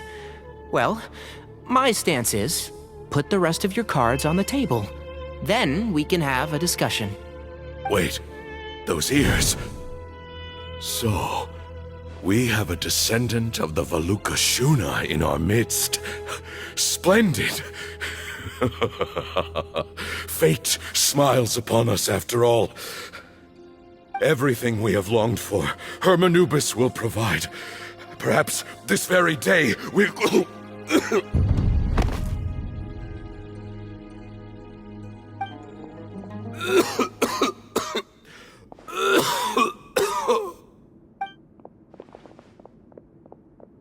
Why is he coughing so much? He looks like he's in really bad shape.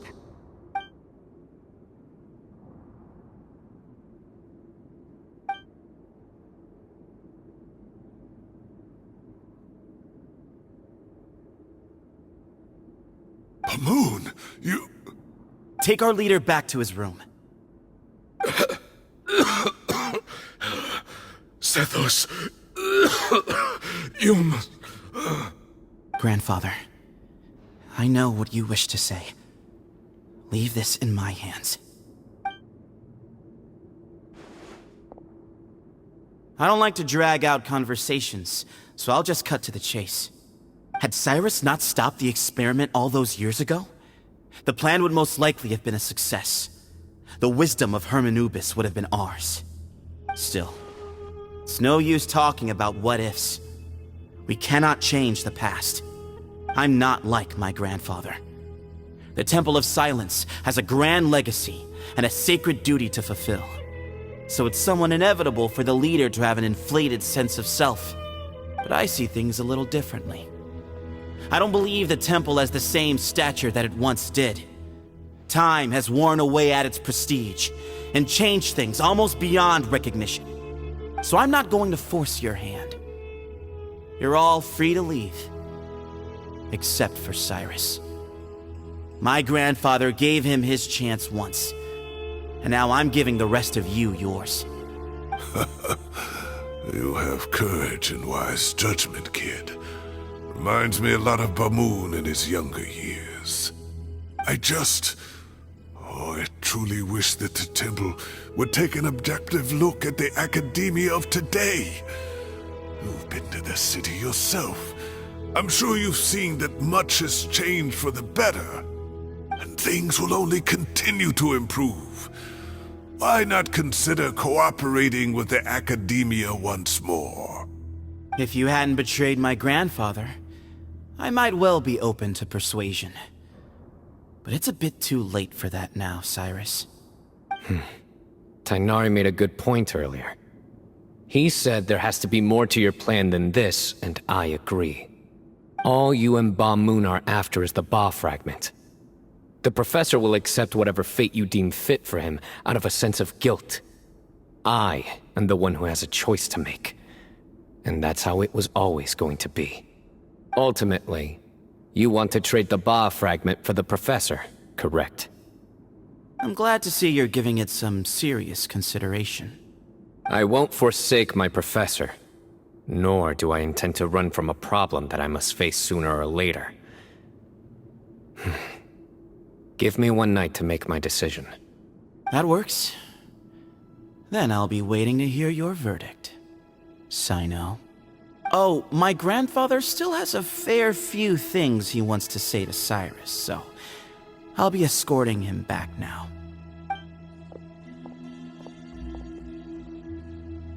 Are you sure about negotiating with him? I need to think this through. Everyone, let's meet again later tonight. Until then, take some time for yourself. All right, well, don't put too much pressure on yourself, Cyno. If you need any help working things out, just come and find us.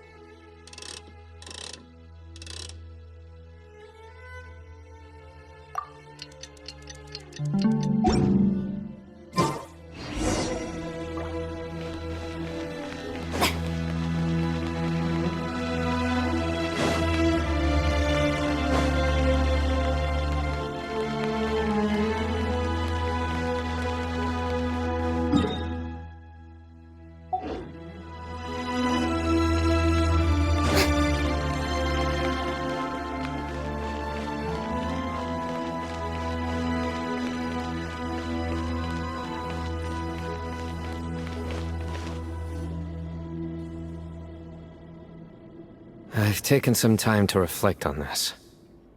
If I had to guess, Professor Cyrus came to the desert knowing that he would almost certainly never return.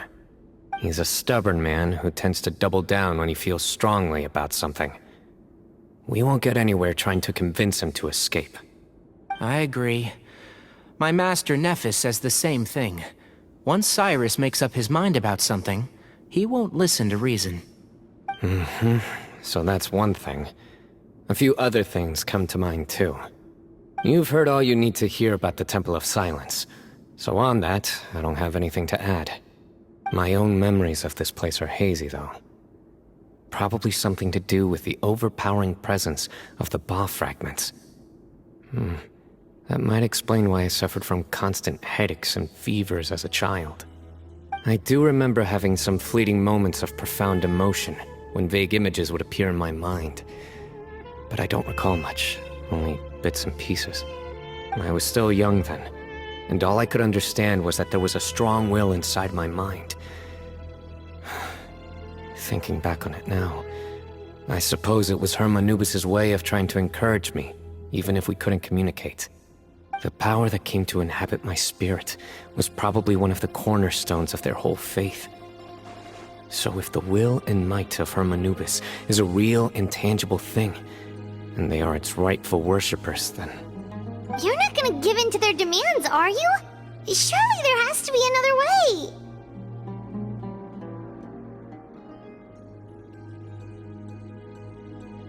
No.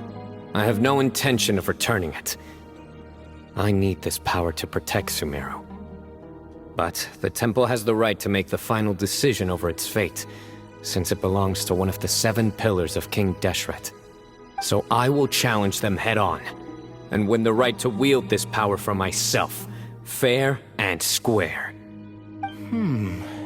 This reminds me of something Alhaitham mentioned to me just before we left. He said that the Temple of Silence was originally founded by the ruling elite of the day. Traditionally, such organizations are bound by a strict and ancient code of nobility. Kaveh has made similar observations about the desert tribes from his work trips there. He says many of them have their own internal rules. They talk about the importance of never dishonoring their tribal bonds, or the rules laid down by their ancestors. I think we could turn that to our advantage. Go back to them with a proposal of our own. Wow, and just like that, we've turned the tables on them.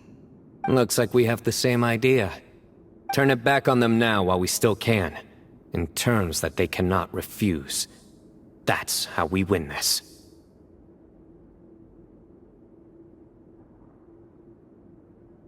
Great. And I know just how to start the conversation. Let's go find Sethos. We'll tell him that I know a thing or two about medicine and would like to take a look at his grandfather's condition.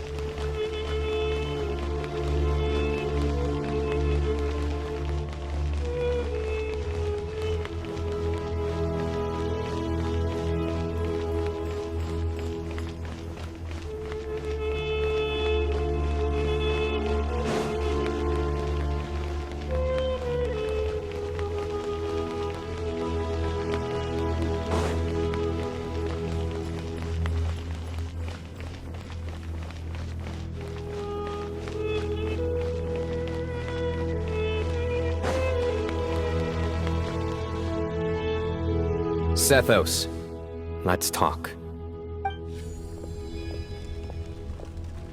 Have you made up your mind? We'll get to that, but first, I have some degree of medical training, so I was wondering if you might let me take a look at your grandfather? I have no objections, although we do have our own doctors here. I doubt you'll be able to tell us anything we don't already know. Only one way to find out. Follow me. Keep your voices down. We don't want to disturb him.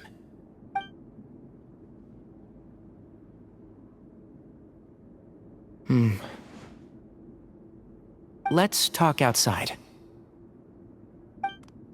Bamoon has fallen into a deep coma, and his prognosis is quite grave.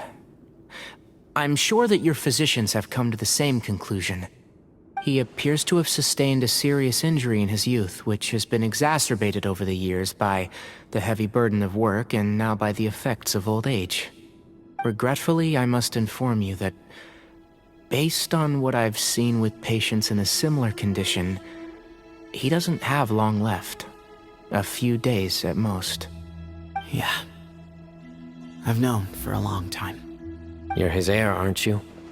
You clearly have a lot of respect for the man. But you also see things differently. You have a broader range of concerns and a more pragmatic approach. So tell me how we can end this on your terms. Let's find a way to bring all this to a resolution while Bamoon is still alive to see it. That's what really matters to you. I know it. Yeah, there's no time to waste here. You know that better than anyone. You know, the two of you are actually in a very similar predicament right now. Both of you have a very different perspective from the men who raised you. Right. And you didn't create this situation. They did, but somehow you've ended up having to make the tough decisions. You're right. We both look at this problem very differently than the people we inherited it from. I accept, Cyno. This all began because of Hermanubis. So let's end it with the rite he himself created. Legend has it that when Hermanubis first arrived in Tuletula, he sparred with the city's residents. He and his two companions proved their mettle by fighting over several days, winning the support of many fine people. That group of supporters were some of the first members of the Temple of Silence, and the sparring matches were enshrined as one of our founding rights, the right of duels. It's where it all began. Sounds very fitting. I'm in.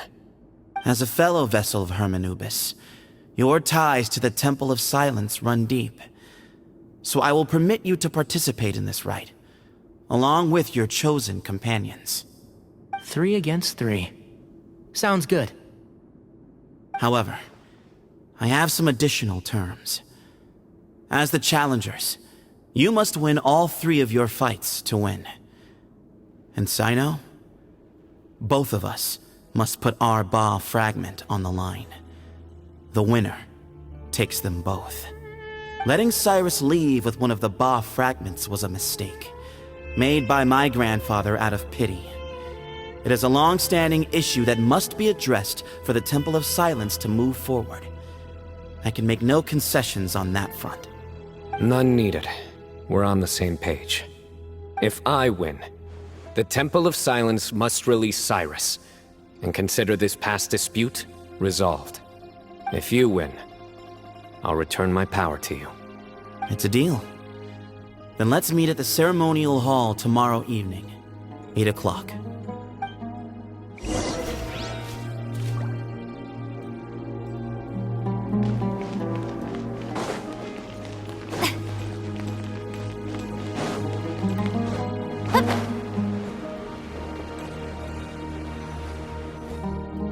Well, after how that went, there's definitely no turning back now. There never was. Turning back hasn't been an option for me since the moment the professor slipped away to return to the desert. You have to win. You need this power, both as General Mahamatra and for yourself. Yeah, that's right! Besides, it stayed with you ever since you were a small child. Surely that's a sign it thinks of you as its rightful owner. Both as General Mahamatra and for myself. Yeah, when you put it that way, I've had to overcome a lot to tame this power and claim it for myself. Not everyone could have done that. Exactly!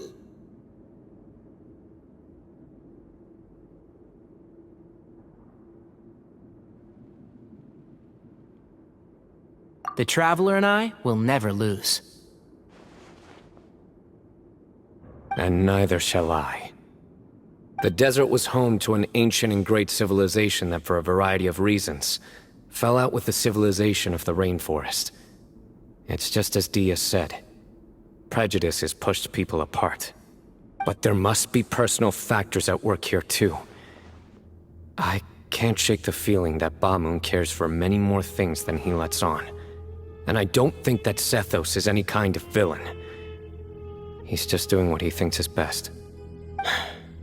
Tomorrow, everything will be resolved.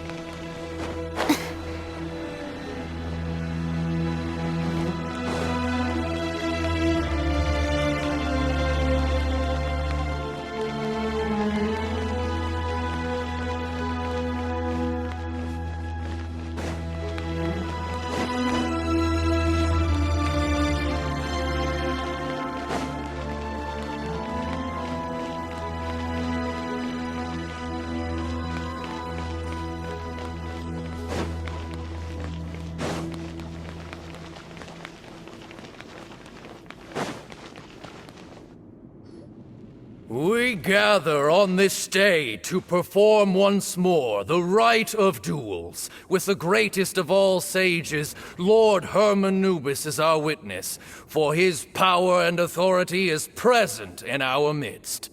This is our most sacred of ceremonies, and no disruption from the audience shall be tolerated. It is incumbent upon all to observe the duel with the utmost respect and reverence throughout the proceedings. Representing the Temple of Silence, the Defenders.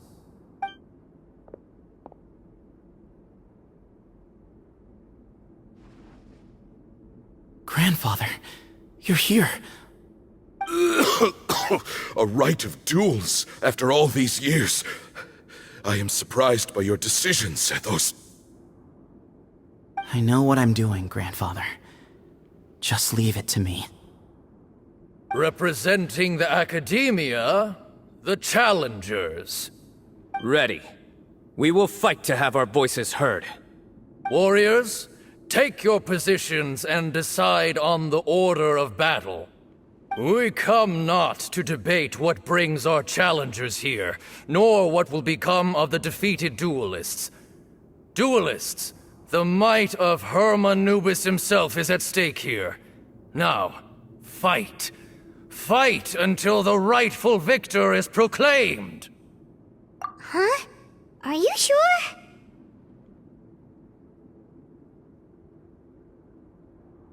I agree. She's very strong. Sending her out first will definitely intimidate the opposing side. Okay, then you're second. Sure. We have decided. So have we. Let's begin. Duelists of the first bout, please step forward.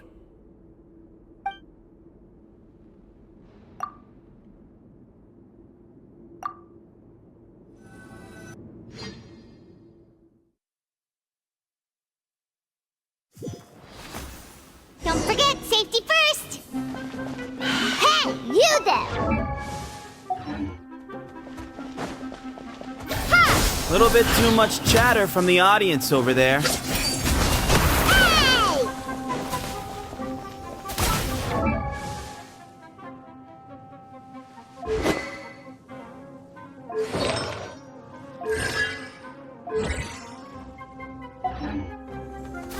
Scatter!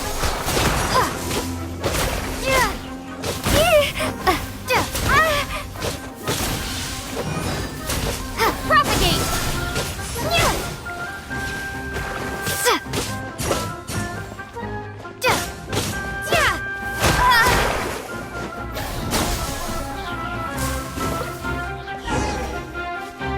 A swift end to the first bout.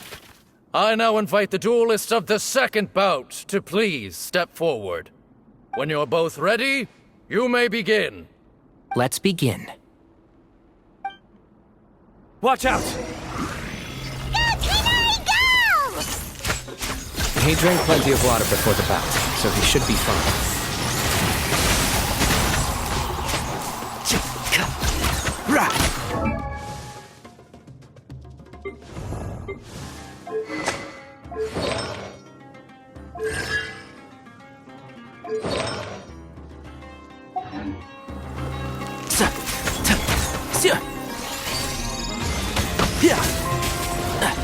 And shroud!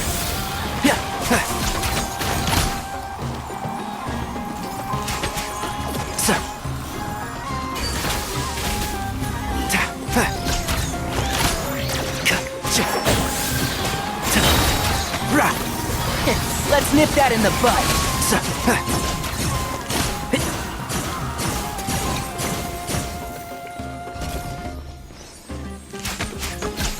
One with the force. Keep up.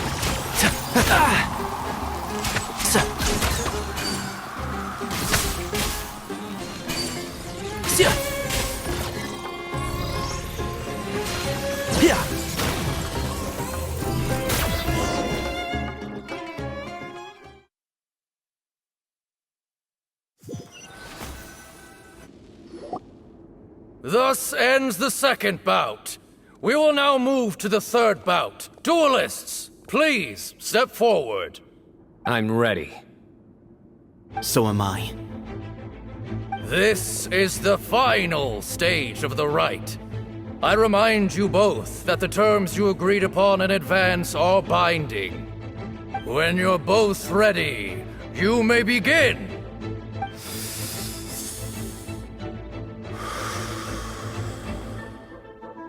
I am Sethos, vessel of Hermanubis, grandson of Bamun, the leader of the Temple of Silence. For many years, we have kept our covenant with Lord Hermanubis by guarding the secrets of King Deshret.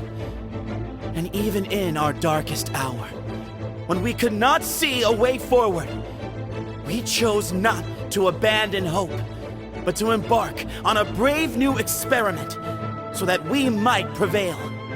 We earnestly sought Lord Hermanubis' wisdom and power, longing to see his spirit and his light descend upon us. Now, I will fight to become the rightful wielder of that power! I am Cyno, General Mahamatra of the Academia, student and successor of Cyrus, the Sage of Spantamad. I fight in defense of my power, my professor, and my nation. And you. I think you left some things unsaid. This is a sacred duel, and Hermanubis is watching. So bare your soul. Everyone, old and young, fit and frail, they're all waiting to see how this duel will end. My grandfather is a wise leader. He is also known to be a ruler who is not afraid to get blood on his hands. I understand his beliefs well, and I know what he expects of me. But our faith has held us back for too long. After I grew up, I went to the rainforest once, and I saw for myself the people of the city. Times have changed. The people of Sumeru are happier and more free now than in the past. I thought about this as I stood at one of the tallest points in the city, gazing down at the streets below. Then I thought of you, Cyno. You and I both wield the same power, but the lives we lead could not be more different. Each Ba fragment of Hermanubis stands for something different. Might, glory, or one of many other secrets that have yet to be revealed. I once thought that the nature of our fragments must be what makes us so different from one another.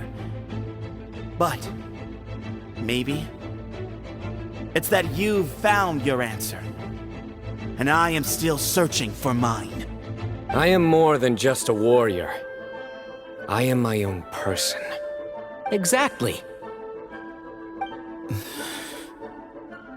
The name Hermanubis has left its mark on both of us, shaped the course of our lives. We are his vessels, and yet we are more besides. So show me your answer, Cyno. Show me I can be more than my faith, more than the power I wield. Show me the person I can become!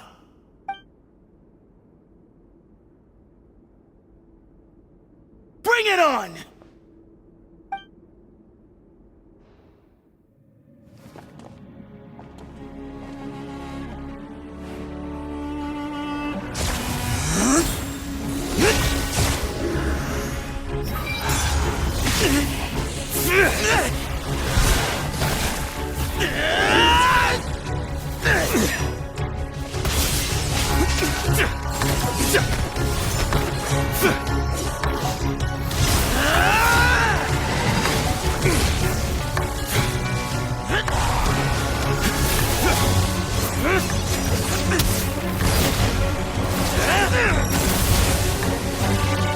That's all you've got? What happened to searching for your answer?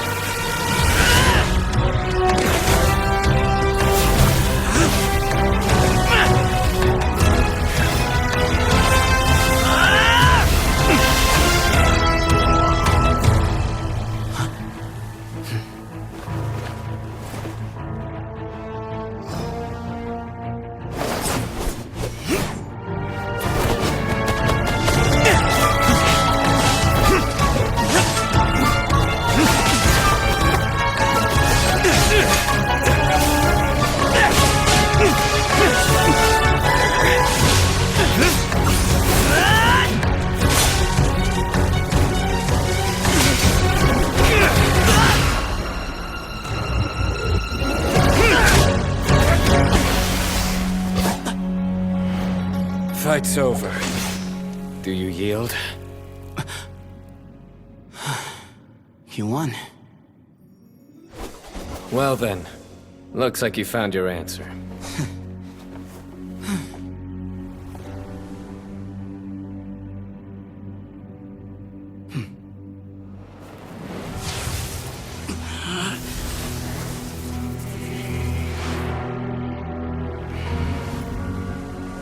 I give his glory to you.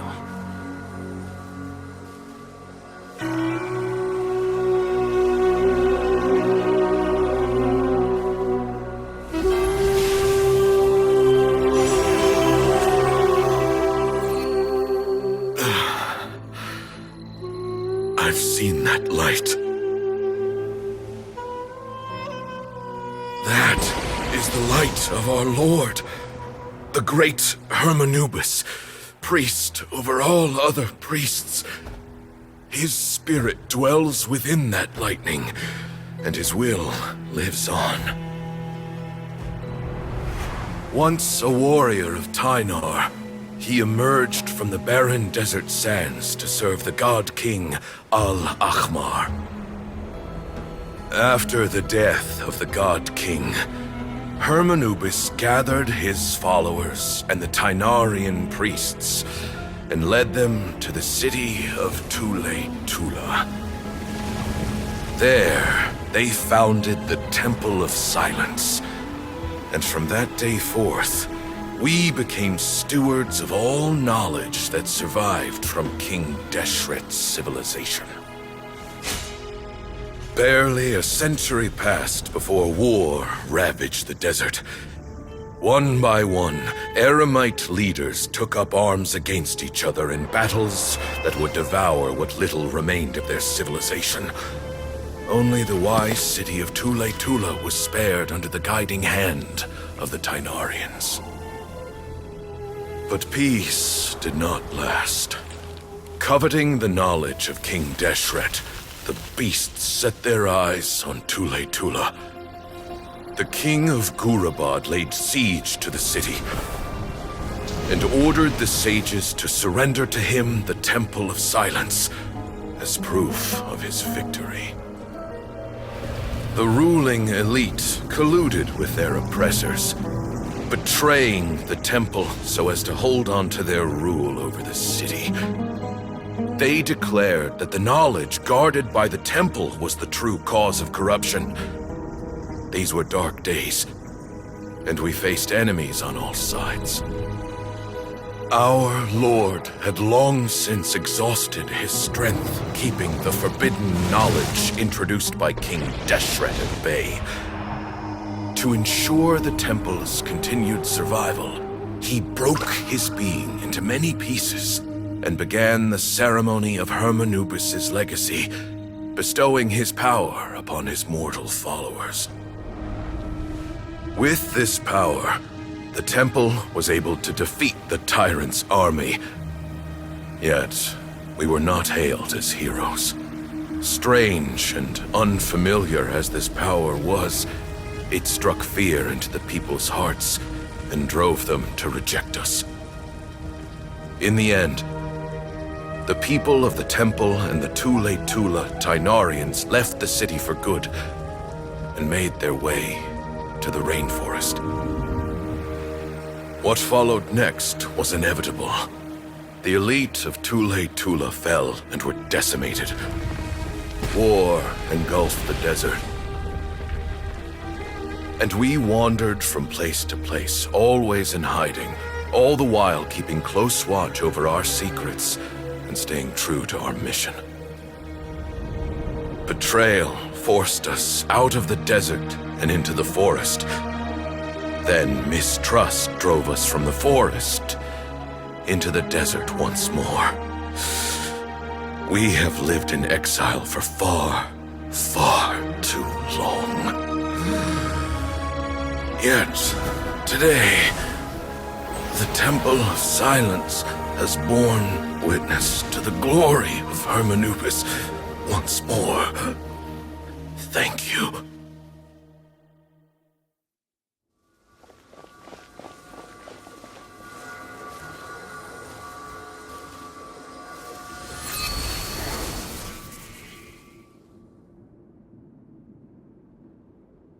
is it? Do you feel okay?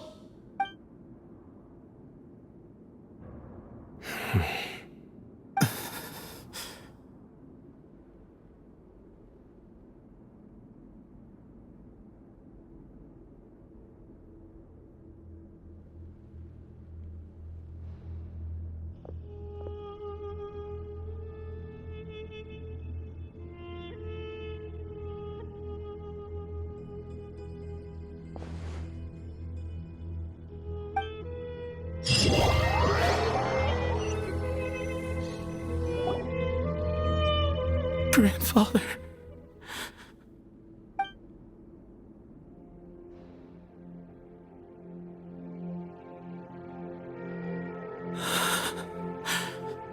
Hey, Sethos. You'll get through this. I know. I'll miss him. I guess you were prepared for this. It's been a long time coming, huh? Yeah, he's been on death's door for a very long time now. I think it was only through sheer willpower that he managed to hold on to this point. At least, he was able to see this chapter come to a close before he passed. What's next for you? Per my grandfather's last wishes, the Temple of Silence should submit to whoever possesses the largest number of Hermanupis fragments. That entitles you to be our new leader, Cyno. But that's never going to work, as I'm sure you realize. I'm the General Mahamatra. I am needed back at the Academia. I did foresee this possibility, and I gave it some thought. The fact is, I know next to nothing about the staff, records, and environment here. As such, I am ill-suited to be your leader. Sethos, I believe the honor should go to you. Were it not for this duel, or indeed if you had other intentions, the Ba fragments would most likely be in your hands by now. I'm sure Bamoon never meant for anyone but you to be his successor. You really think so? I do. Still, I didn't think Bamoon looked very surprised by the final result. Perhaps he had an inkling that this would be the way things end. Well, in any case, since the Ba fragments are with me now, I guess I can call the shots. Sethos, I would like you to succeed Bamoon as the new leader of the Temple of Silence. You are more suited to the role than I, and I have complete faith that you will be an excellent leader. Just think of it as doing me a favor. But doesn't that render everything that we've been through up to now meaningless? No, it doesn't. This experience has allowed us to become friends, which means that the Academia and the Temple of Silence will become partners once more. That's a much bigger deal than you might think, Sethos. You said yourself, times have changed. You have to believe that things can change for the better here at the temple too. I will try. To be honest, I couldn't have asked for a better outcome. Actually, part of me wonders whether Bamoon's intentions from the very beginning was just to create enough pressure to force us towards a duel. That way, no matter who won, one of us would have to surrender our Ba fragment, and the power of Hermanubis would be concentrated in one single person. Had you won, the Temple of Silence would have doubled its strength. And were I to win, he correctly anticipated that I wouldn't suddenly drop everything to become the leader of the temple, much less integrate the temple into the Academia by force. He knew that the temple's future would depend not just on the guidance of Hermanubis, but the support of the Academia too. So he made it his responsibility to ensure his successor would be free from the burdens of the past. His plan meant that whoever ended up succeeding him, they would have an easier time interacting with the Academia. With one single letter, he lured out the professor. No matter what happened after that, it would result in a net benefit to the temple. And here I thought the General Mahamatra wouldn't care for all these trivial details. You're absolutely right. Grandfather and I considered this from every angle. We had to find a way to mend our relationship with the academia. In that sense, the right of duels was just a means to an end. Thank you for everything, Cyno. As a gesture of our gratitude, to those that you and Lesser Lord Kusanali deem worthy, I will grant the honor of access to the Temple of Silence for their pursuit of knowledge. The Temple of Silence has a wealth of information on King Deshret's civilization, more than any other organization in existence today. In times when you need information that only we can provide, we will be here to support you. But you must be exceedingly careful with your selection of candidates, lest you lead humanity to repeat the same mistakes. By the way, Tainari, my grandfather was so happy to see you. You are a descendant of the Veluca Shuna, and we are the heirs to the will of Hermanubis. The story goes that King Deshret chose the sage Hermanubis from among the Tainarians and appointed him as his familiar. He went on to fight many valiant battles with his Tainarian companions. They always stood by each other, from the founding of the Temple of Silence to the fall of Tuletula. The Tainarians who left Tuletula joined their human counterparts in the rainforest. A few centuries later, when some of the group returned to the desert, many of the Tainarians chose to stay and put down roots in the rainforest. In all likelihood, those were your ancestors. How fascinating. My father once mentioned that I was named after the Tainarians, but I never knew that my forebears had such a history with the Temple of Silence. I like this story. By the way, has anyone seen Cyrus? Yes, Cyrus. You'll probably find him in my grandfather's room. He wouldn't show it in front of me, but I think he still has many fond memories of my grandfather. If it's true that you and your grandfather really planned for everything to turn out this way, then I guess he didn't really resent Cyrus as much as he appeared to. Who knows? Perhaps all of us. You, me, and Cyrus. We're all just pawns in my grandfather's plan to set things straight. He was awful like that. Someone's got to make the decisions when history is at a crossroads. I will make a detailed report on all of this to Lesser Lord Kusanali, and arrange for an official delegation from the Academia to come and meet you in the desert. I'm sure you'll have lots to attend to in the days ahead. But once things return to normal, please come and visit the rainforest again. You should stay for a few days this time, and start to build some relationships. If we're going to work together, both sides have to get to know one another better. I will. All right, well, bye for now, everyone. I'll be seeing you. See you soon. Come hang out with us anytime.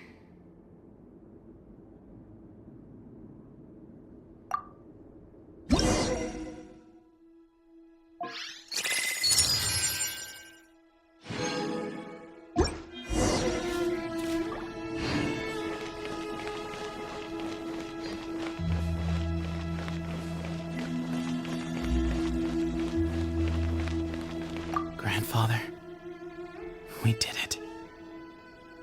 We achieved what we set out to do. From this day on, the Temple of Silence has the chance to work with the Academia once more. Real change, real opportunities. They are now within our grasp.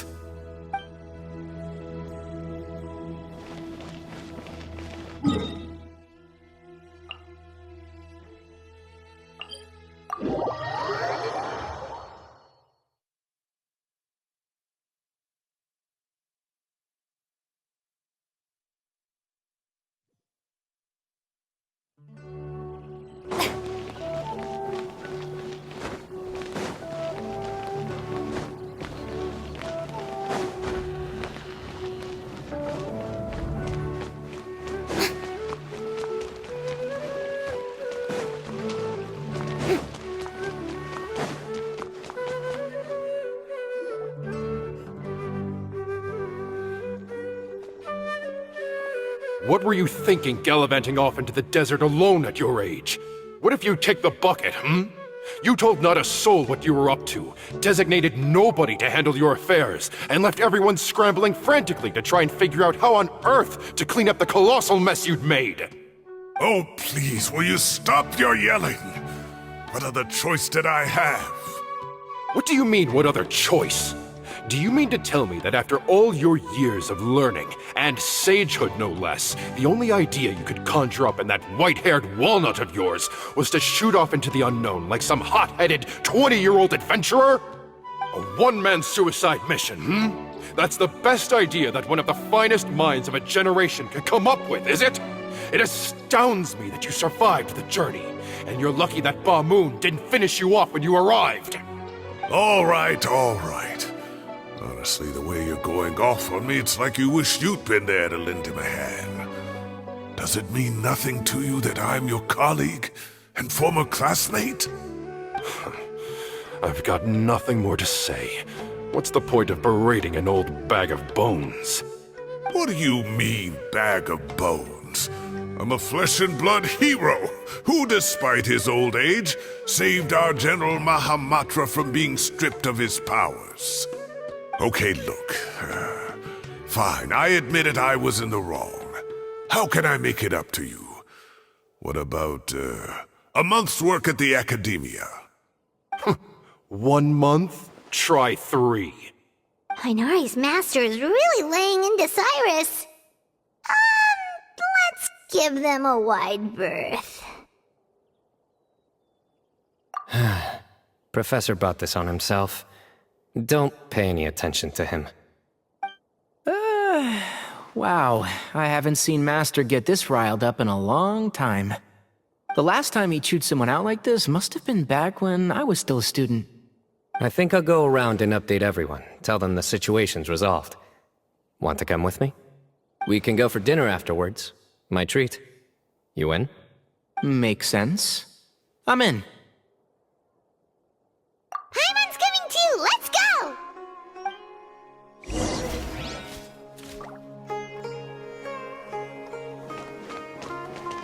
You'd better start packing your things. Report for work first thing tomorrow morning. I'll be waiting for you. What about my allowance? Oh, and is lunch covered? How about dinner? Don't push your luck. Let's not forget who is compensating whom here. Hey, man's gotta eat. Help me figure out something for lunch at least. I'm counting on you.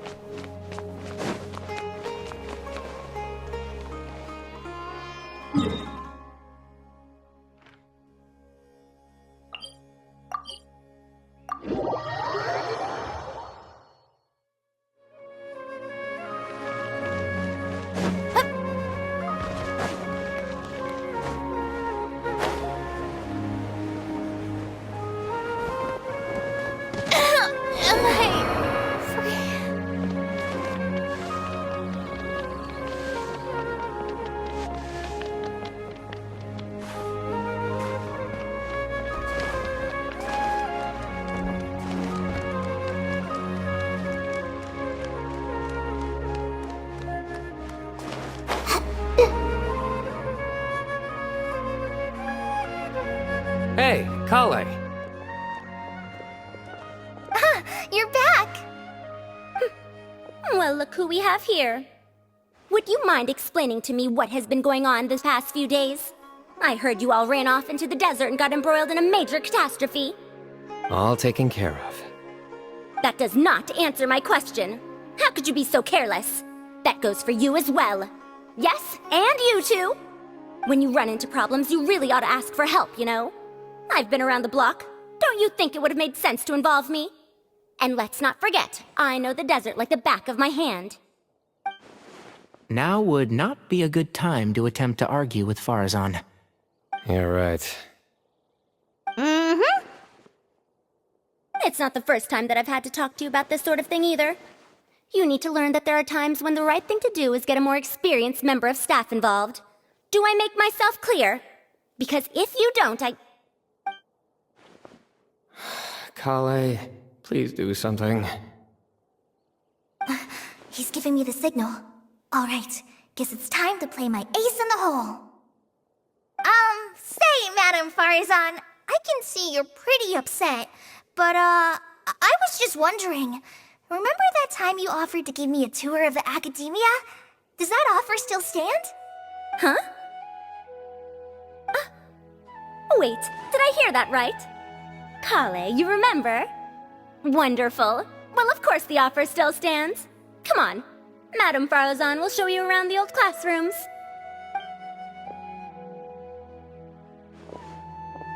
Poor Kale getting dragged off like that. Also, check out Farazan acting like some sort of official academia tour guide. Kale! Cup. Huh? What? Oh, right! What do you mean, cup? You need a cup. I can get you a cup. Oh, it's nothing. Just Master's way of reminding me to stay hydrated while I'm out and about.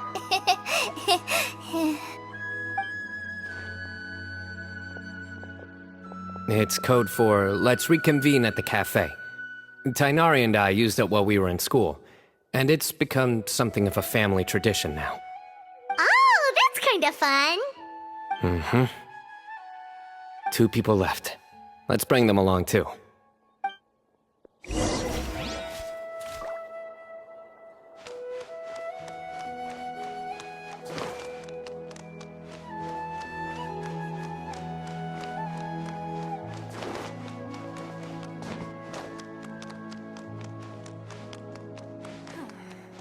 Is it possible to install a vision?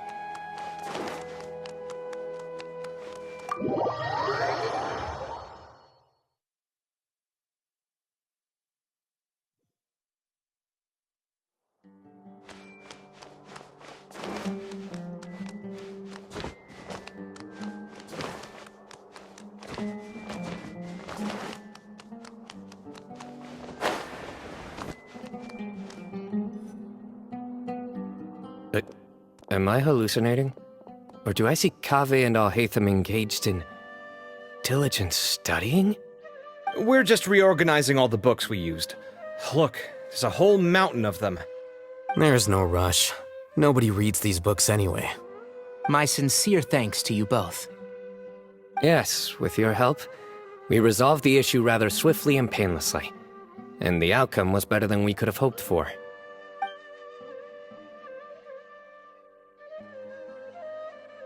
I see. The Temple of Silence resorted to rather unique means of self-preservation. It explains how they managed to remain hidden for so many years. And it sounds like they managed to preserve a whole load of ancient documents as well. I'd love to go check those out if I ever had the chance. That day will come. The Temple of Silence is a hugely important organization, and we'll be sure to maintain good relations with them in the future. Now, as a token of my appreciation, I'd like to treat everyone to coffee. Sounds good. Yeah, sounds great. Although after the last few days, I don't know if I can handle another coffee. But I can just order something else. Sure. Let's go.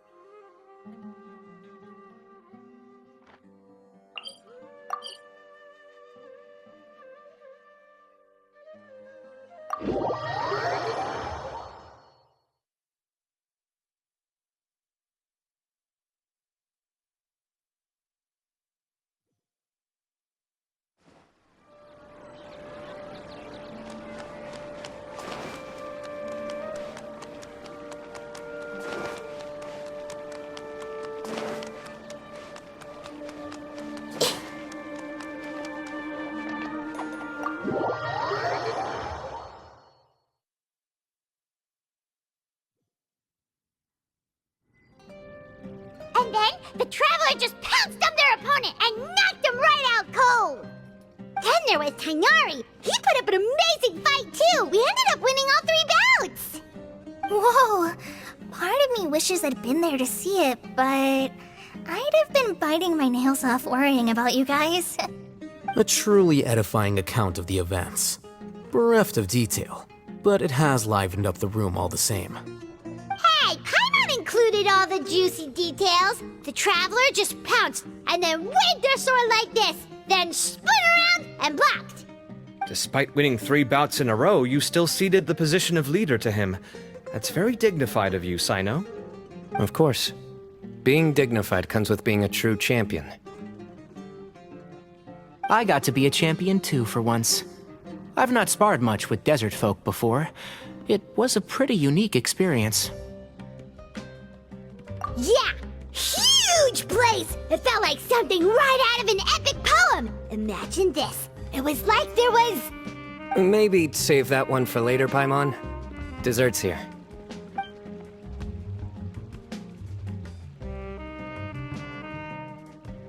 I think that'll do me for today. Shall we stop off at the House of Dana again before heading home? We should probably finish putting all those books back.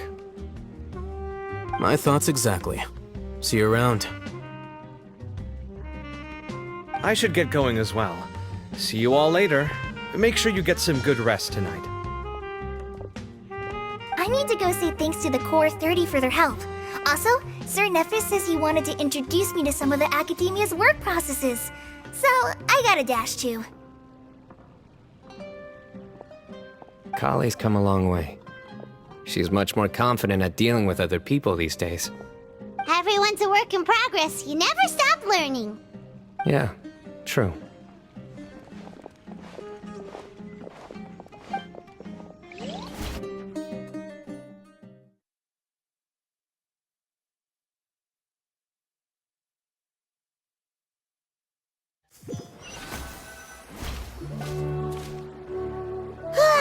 That was good. It feels like everything's finally wrapped up now.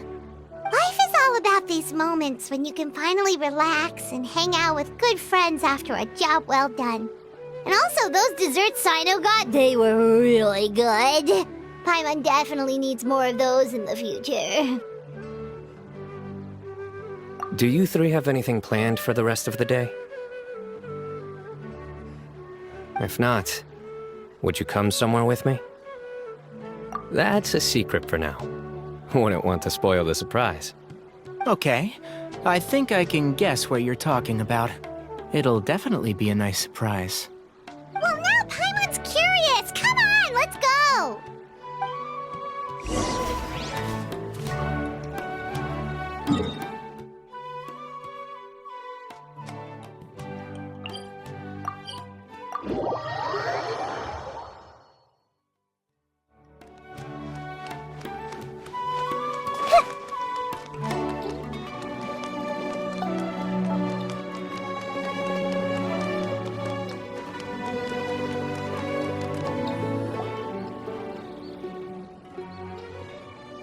Been a while since I last made my way up here. Wow, look at this place! We're so high up! Need any help? As you wish. It's a nice spot, isn't it? What a great view! We're so high up, we can see for miles! Traveler. Turn around.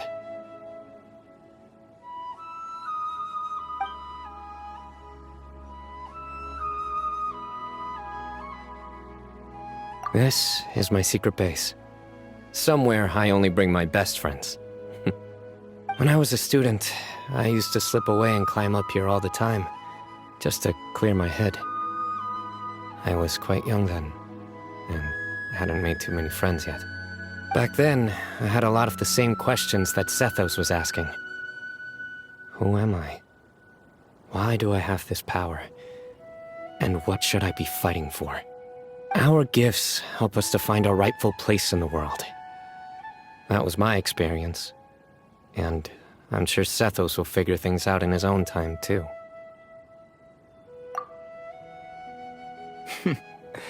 You two really are like brothers. I feel the same way.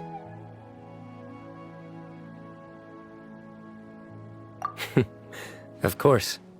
I see no need to be humble when it comes to the facts. I still remember one time when we came up here to chat and do our homework. Cyno accidentally dropped a fruit. Luckily, he has fast reflexes, so he caught it just in time. That was the one and only time. Nothing will ever slip through my fingers again. Those were good times. I kinda miss the student life. You know, Paimon really shouldn't be able to imagine Cyno doing something like that, but for some strange reason, the mental image is coming through clear as day. Then make it stop. There's somebody there. It's Professor Cyrus. You guys carry on without me. I'll be right back. Okay. Huh? Hey, you're not supposed to jump down! Be careful!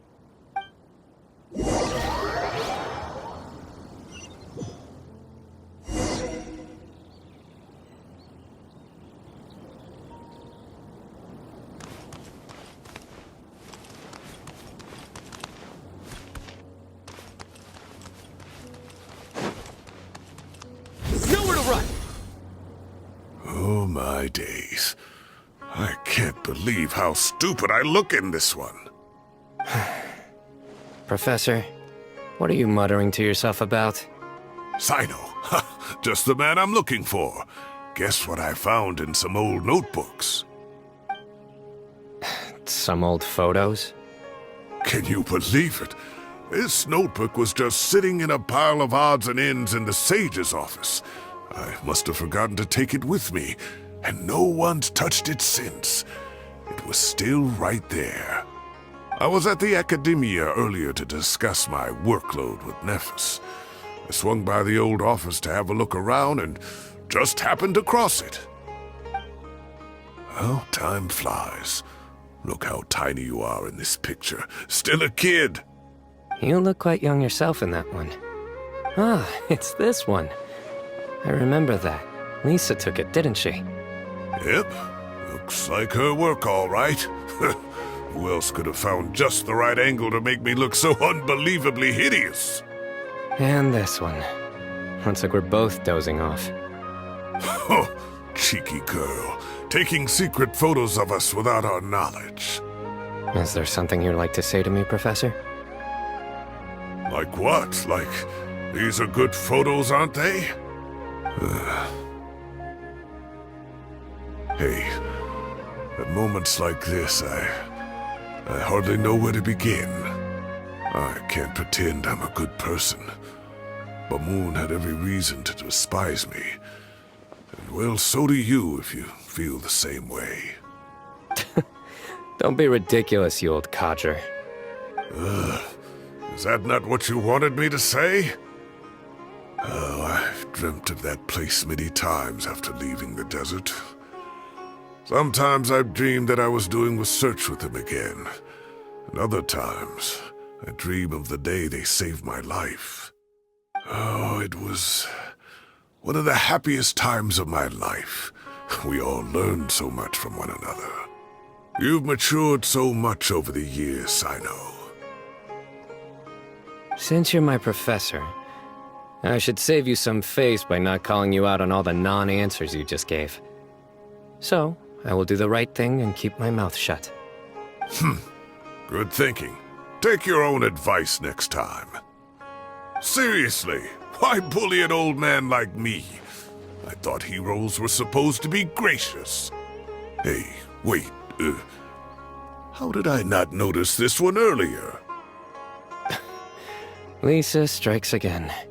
Just how many did she take? Look how cute you were when you were little. I remember how well-mannered you were back then, too. Yeah, and look how serious and professional you used to be. Oh, I can't compete with you anymore. First you get better than me at the deadpan jokes, and now you're besting me at those little quips, too. Don't say that. I still have a lot of respect for you. Huh, that's more like it. Hey, what would you say to meeting up with Lisa again sometime? I'd like that. Let's find a time and pay her a visit in Mondstadt. All right, I'll add it to my schedule. Let's go next week. Wait, no. Next week is the tomato growing competition. I have got to beat Zaha Hadid. Or you could find a real hobby, Professor.